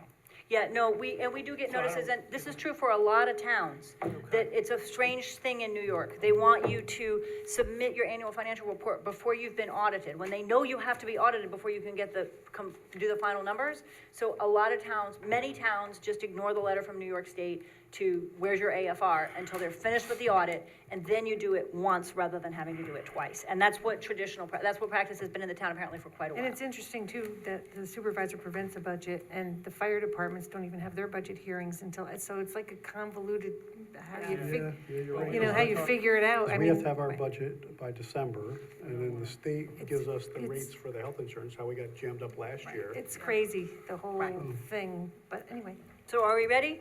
thankfully. Yeah. All those in favor? Aye. Any opposed? Okay. Tuesday, October 1st, thanks. Okay, Resolution 8. Whereas decision-making body of Poughkeepsie Town Government, Town Board's principal role is to monitor and review expenditures, budget variances, and establish general fiscal priorities, and the residents of the town of Poughkeepsie are an invaluable resource with expertise in nearly limitless numbers of disciplines, and adoption of a Budget and Finance Advisory Committee consisting of the town of Poughkeepsie residents will provide an independent, nonpartisan insight regarding the expenditure of public funds, and the BFAC will help validate the town's budget document and fiscal practices that address these priorities, and the BFAC will foster community participation and public awareness of the budget process and expenditure of public funds. And the BFAC will remain a committee of the town of Poughkeepsie established to provide an independent perspective in the initial review of the development of the town's annual budgets and capital improvements plans prior to town board review and approval. And whereas the BFAC may also be retained to review and offer recommendations in other areas relating to financial processes and policy as directed by the town board. Now therefore be it resolved, Town of Poughkeepsie, in order to foster community involvement, enhance public awareness, and help validate the prudent expenditure of public funds, hereby creates a Budget and Finance Advisory Committee, which committee shall be comprised of 6 Town of Poughkeepsie resident volunteers that may either be nominated by a town board council member and/or volunteer independently, and that each resident volunteer shall be voted upon and appointed by the town board as equal members biannually, and choose its own chair and hold independent meetings that are open to the public at times and dates to be determined, and examine town draft budgets and proposed capital expenditures, and in addition, examine existing and proposed town fiscal policies and practices as directed by the town board, so as to provide independent review, insight, and recommendations regarding their adoption, revision, and improvement, and have up to 3 town council members participate as volunteer advisors to it, provided that if more than 3 members volunteer, the town board shall make the appointments by resolution. So moved. Second. Okay, discussion? If this gets voted through, Bill, would you consider starting it in 2025 and seeing how it goes on a trial basis? I'd like to vote up and down right now on it. Okay. Councilman Safon. Okay. Because my my reason for doing this is when I go around and talk to people, they tell me two things. And if you watch me on assessments, it's, why are my taxes so high? And why are my assessments keep going up? And really, I think about this stuff, you know, and I say, what? And then I talk to all these very famous politicians, and they say, well, the people don't really understand how budgets work. So they really don't know. So I really believe that this is a wonderful way for the you know, citizens of the community to get engaged and also become educated on what we do. If you look at some of the reports that were sent from White Plains, and it's a very cursory review, but it gives the people the opportunity to be able to understand and be able to work with town officials and be part of the process.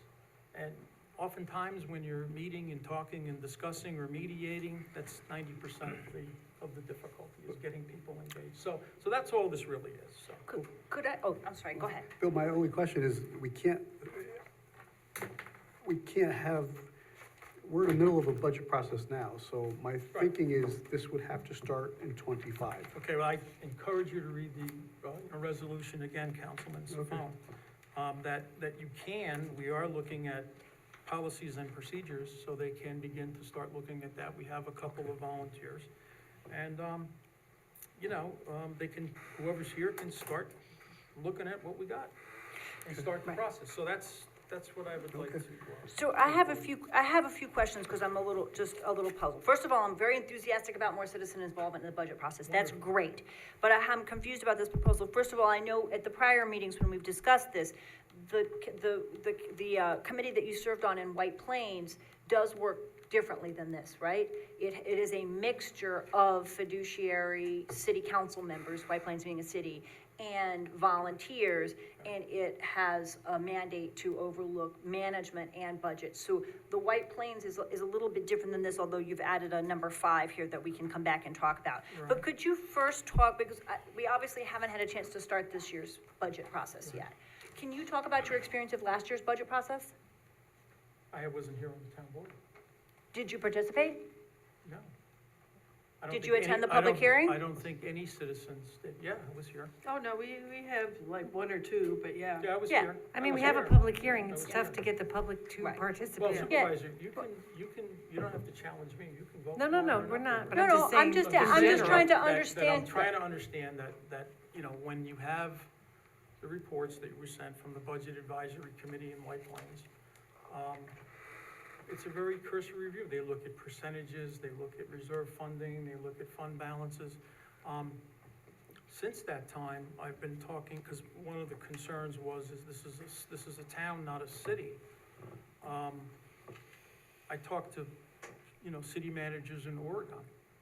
They have cities with 100 people. So they have it. It's mandatory in Oregon. They have to do this. It's a mandatory thing where they have to have this committee. So it's nothing to do with, you know, what I did last year. It's that what are we gonna do this year? Town of Poughkeepsie can take the lead in having community involvement with you know, being transparent regarding our budget and our policies and our finance. We have a few volunteers that can start. I'll volunteer too. Well, actually, that's one of the things I want to talk about, is having up to 3 town council persons on this, because I'd really like to see just one council person assigned to it as a liaison. I don't want to see 9 people running into the comptroller with all their questions. I'd like to see one council person assigned as a liaison, who'll gather up the questions and then bring them to the comptroller and the department heads to get the answers. So I'd like to see from 3 to 1. Plus, we do have a finance committee on this board. It's made up of Barbara Laird, Ann Berger, and myself. Right. So, and we will also be doing the same thing this committee's gonna be doing, is going over the budget and seeing where we might be able to tweak it and change it, Right. so it'll work better. Right. Well, I'm not sure about our budget and finance because we haven't heard from you. So there's supposed to be quarterly meetings on this committee. No, it's the budget committee doesn't start until there's Till there's a budget to committee. To review. Well, that goes to the number 4 here question that I was gonna ask you. It says it would examine town draft budgets. And I was wondering, I think that when we discussed this before, we agreed that that would be the tentative budget, which the supervisor proposes on October 1st. And then and then the preliminary budget, which is what the board, after the budget committee works on it and makes changes, is under consideration at the public hearing before the final adopted budget. So I just think there's a whole bunch of questions here. The first is, I think the process would be to consider the tentative and the preliminary budget. Which would mean in October, right? I think that, and I think we agreed at a prior meeting that that was the window when the most productive conversation could happen. I wasn't trying to challenge you. I was here at last year's public hearing, and I think that if everybody would start by looking at the 2024 budget, it would be awesome, because it really was very challenging to figure it out. And there were 3 people who spoke at the public hearing. I think it was Jim Challey and I think Doreen and me. Yeah. And it was very short process, and I think it would be great to have a more robust process and more people involved. But the constitution of the committee, first of all, I'm wondering, what happens if 10 people volunteer, right? It says it shall be comprised of 6 town resident volunteers who are either nominated or volunteer independently, and then we vote. Well, I don't know what the process is by which we decide among those 10. And then I really don't want to be in the meeting where 7 town board members agree to serve as volunteers on this, and then the 7 of us have to vote on which 3 of us are going to be I don't see how that's gonna work. So as far as a committee and the relationship to the budget committee, which already exists, I agree with Councilman Safone. I'd like to go through the process once, see how well we can do this year with engaging as many citizens as possible, have a very careful scrutiny of the budget between October 1st and a much more robust process than we've had in the past. I think that would be fantastic. But I'm not persuaded that a committee is going to help, and I'm not sure about the mechanisms by which this particular committee is gonna operate here, because some of this is unclear to me, how people are gonna get chosen. And Bill, I'll say this, I agree with you, we have community members who are an invaluable resource with expertise in near limitless numbers of disciplines. However, I think the timing is what's of concern to everyone, and I think we're not saying absolutely no, we're just saying it's something we could look at further into the future, especially after we've had our budget reports. So Bill, you have to answer some of the questions from Councilman Safone, is that we can find lots of ways not to do it. There's lots of people, I've participated in a lot of corporate meetings in the 1990s, and the smartest person in the room was the one who left with convincing people not to do something. So if we want to do it, we can do it. We can work out all these little things that you say, it's timing, and it's too late, it's too early. Regarding the finance, grants, and revenue committee, I'm looking at the January 17th agenda, and it pretty clearly says that we're gonna have monthly meetings, you are gonna have monthly meetings with the comptroller and report to the citizens every quarter. So I'm asking, where you guys been? The budget committee No, the Finance, Grants, and Revenue Committee clearly states that you're gonna meet monthly with the comptroller, and a quarterly report to the citizens is gonna be presented. And the finance committee has met. One of our first goals was to work on grant writing, and that really turned out to be not what we expected. That, in fact, grant writing isn't the problem, grants managers is the problem, which is one of the things I'm thinking about in terms of the budget that I want to present on October 1st, is it's actually not that hard to apply for grants and sometimes even to get them. The problem is that 90% of the work is management. So we've been discussing that problem. We have met with the comptroller, but we have not. And we instituted the quarterly reports from the comptroller, which seemed like a better way to do things.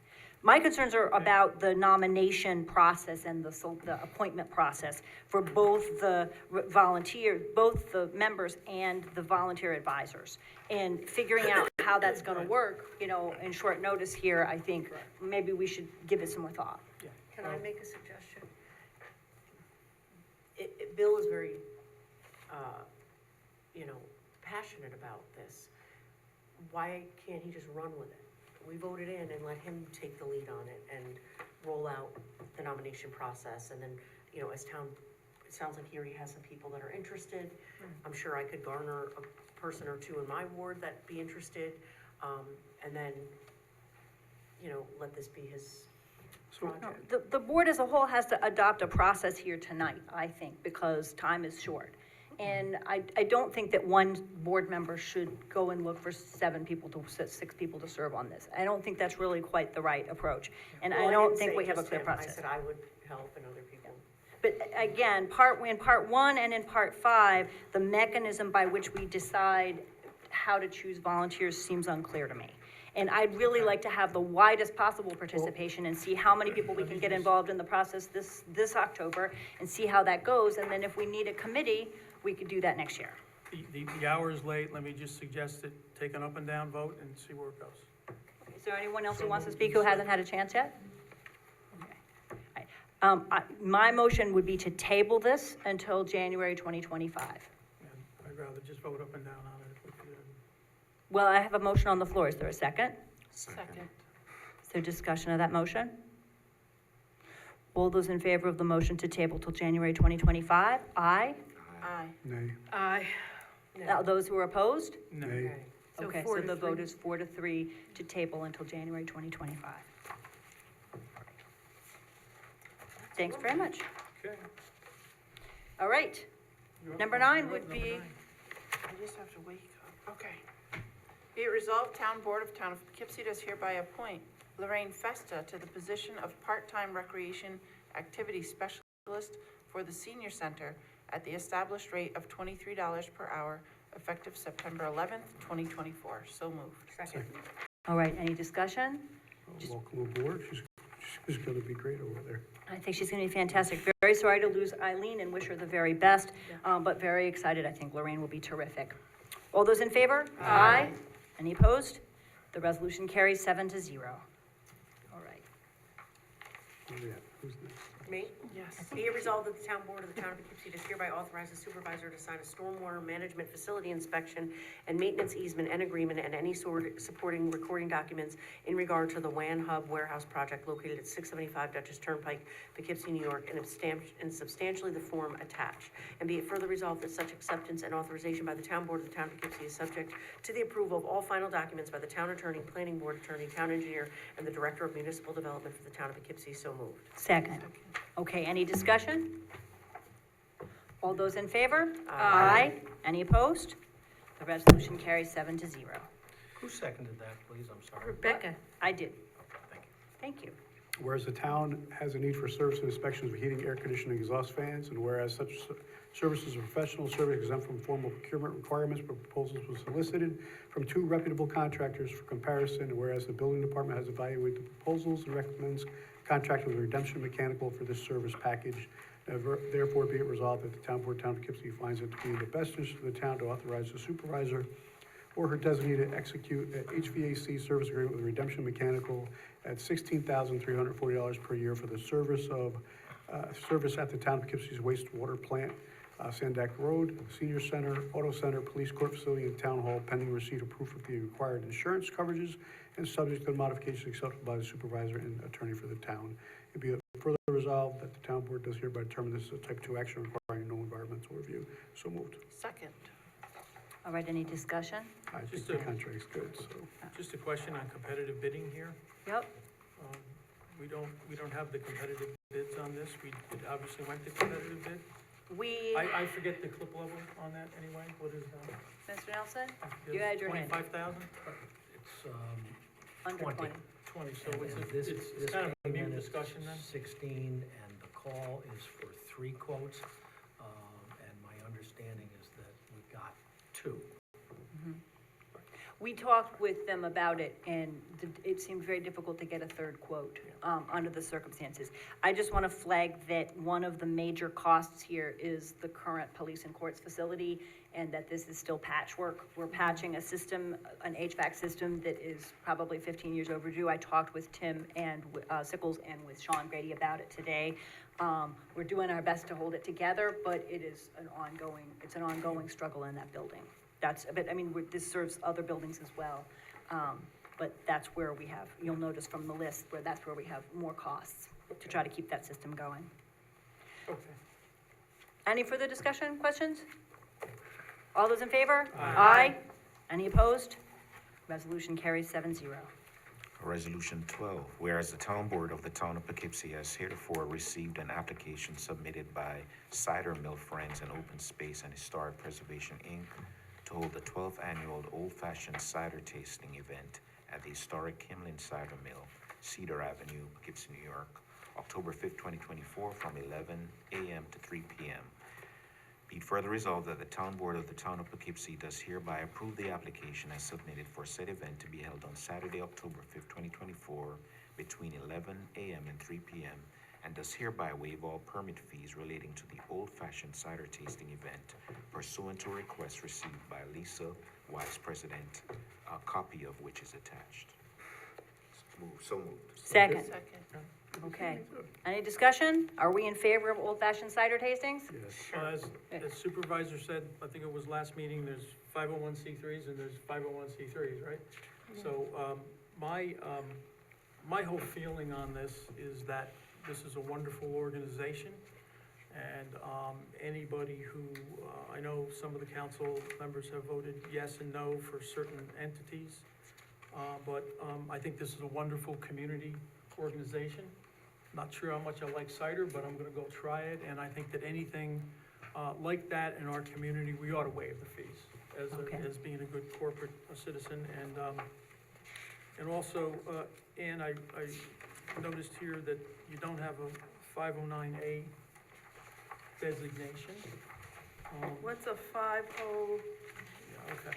Well, it's that's a charitable corporation, or organization. So if you need any help with that, I had some experience in that, and I'd be happy to revisit your 1023 or whatever you did to help the organization.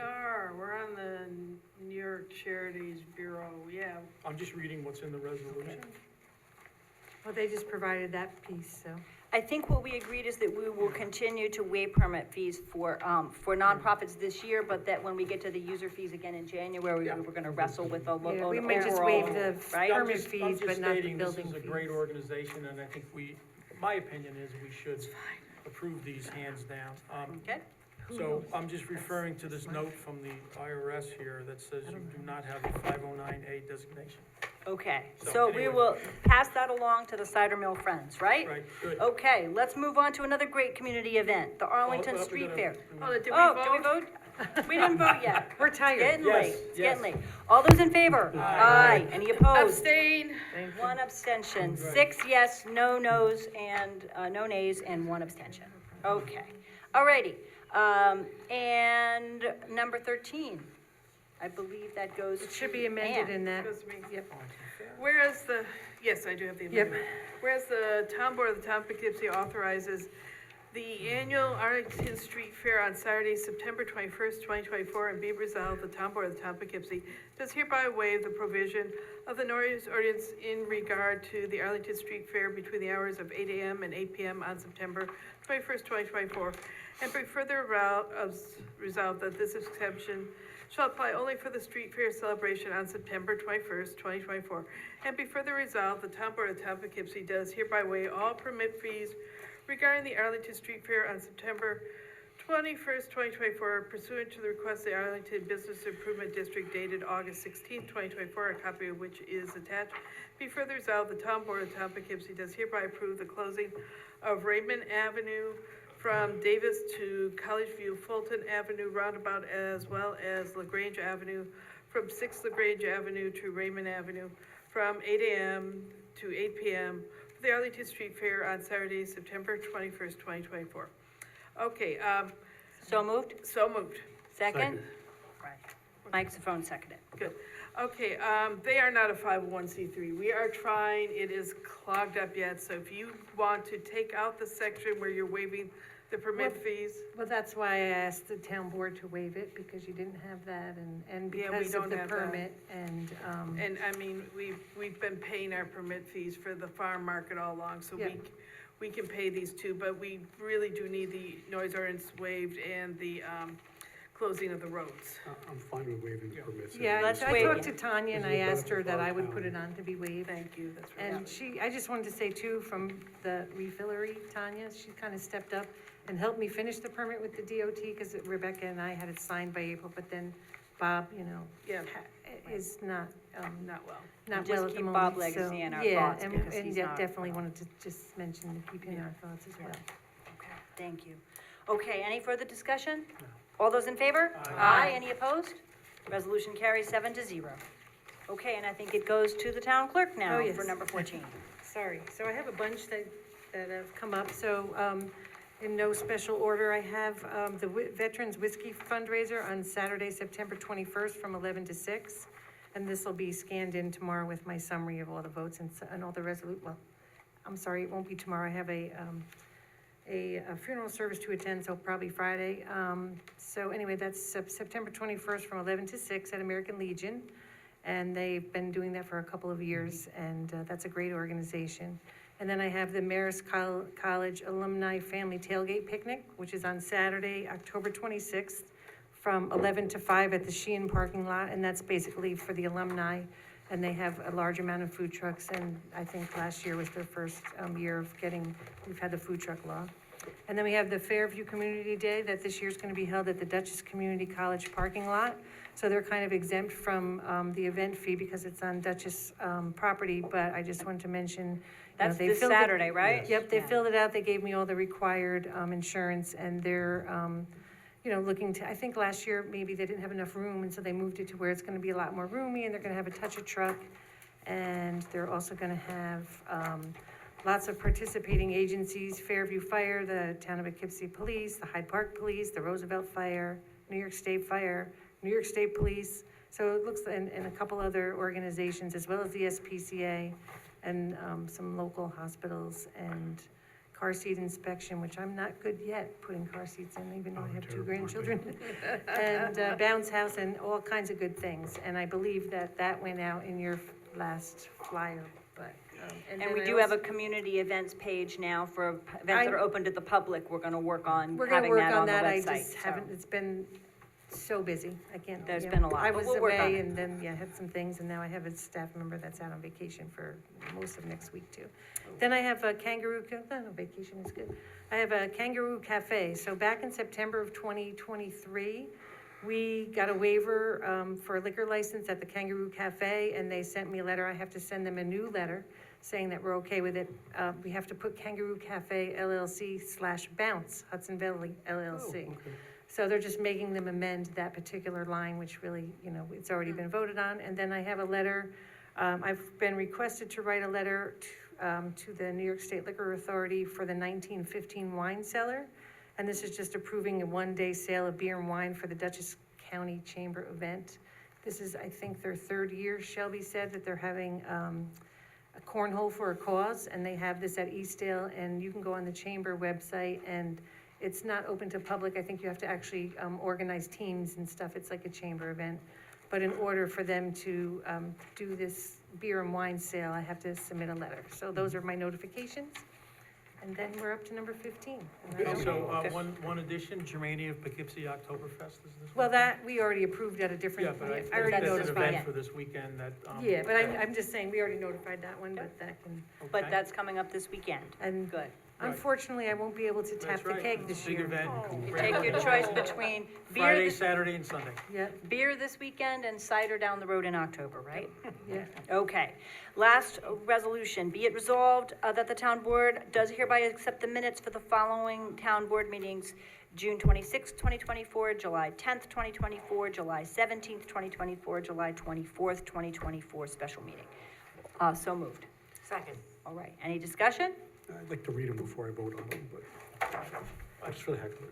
I could put I them don't up as wanna a read 'em, draft. so- So I feel the Mike, same way. basically, the only thing that's required by law, if I did verbatim, I would not be here because I would leave.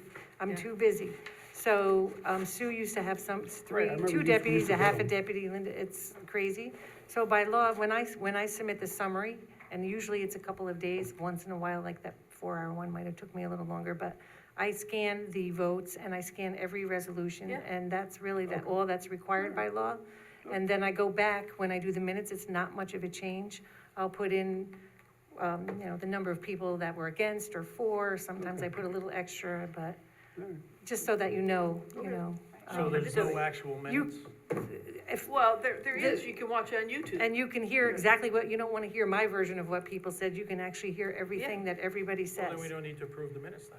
Well, Yeah, it's we still have the to- auditors, Right. the auditors like No, I this to understand. be done. I understand. It also, it's not just the agenda, it's a recording of each vote. Right. So that it's, So the that's board the voted on minutes? this. The minutes That's is the the minutes? decision. That- Yeah, but- yeah. There's no special, like, minutes that we, Well, it used to be, but it I is mean, labor the intensive. When minutes we, are what you there's record. very little verbatim minutes that are ever done Yeah, anymore. okay. I'm thinking, when I went with Sue to the town board convention, God, she's been gone, I've been here 11, they asked a large room, there was a whole big thing on minutes, and they asked who does verbatim minutes, and there was We were the 4 only one. people in the room Yeah. that raised their hand. And No, she I- was You guys one. were two right. of them. That's, No, it wasn't me. I don't think anybody ever seconded my motion. Did someone second my Actually, I motion? have All right. Ann Berger, and Oh, I okay, wouldn't oh, you have made did. that up. Excellent. But Sorry, I it's- didn't hear. We're so I talking. just want to clarify, so that's the minutes is what you see when you But- put the amended Basically, copy. but then I go in and I do add more to the minutes. But it's really helpful. I mean, I've gone online many times and gone through. It can have additions and, appendices and things like So that. as well. basically, I vote for changed it. the summary to minutes, so it's the first couple of pages that I change and add to. So it'd be good for everybody to go take a look at the I format will of the mail them out minutes, to see what you they the look like. The next and- time, I'll mail them out to you first. That'd be So good. can we see these minutes at some point, or is it anything different? They're on that's they're on the No, that's not website. website. We You can just watch the go video. under the meetings and go under the Trying to agendas ask and a website. question that Hold say that what's on the website from the previous meetings as amended are the minutes. That's right, it's on the website, so you If can you go to find the them there. website and it says, you can see, you'll see the buttons that you can click. I understand, but that's the minutes is what you're Correct. referring to here, is what Yes. you posted as amended. Yes. That's correct. Okay. That is correct. Sorry, I Yep. misunderstood it. Yeah, No, thank you. But they've been really helpful because unfortunately last December, Bob Legacy was ill. And we couldn't find what he had done and I could go to your website and I could download all the forms he had filled in. It was Right. really helpful. So No, it's a I- great service. And I agree with you on that, because I can see it, and if that's the minutes we're voting on, I vote for it. But if That there's is. like some other document Right. that we're not getting, that's what I was Right. asking. No, so you're, that's you're, fine. there- you're In not, one second. there's nothing hidden, it's No, all I'm not out there saying on the it's hidden, website. I'm Yep. just saying, if I don't, Yep.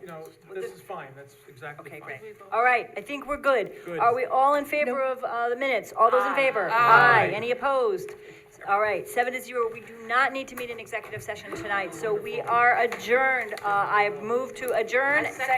All those in favor? Aye. Any opposed? You have to open for public comment. Oh, I have to open up for public comment on any other Put item. your- You are correct, Felicia, I'm sorry. Okay, I move to open the floor to anyone who might want to speak on any item that was not on the agenda tonight, on any other item. Second. All those in favor? Aye. Any comment?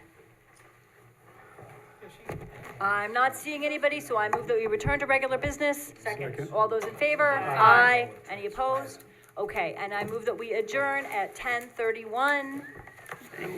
So, second? All those in favor? Aye. Thanks so much. Have a great night. I thought it was a separate document.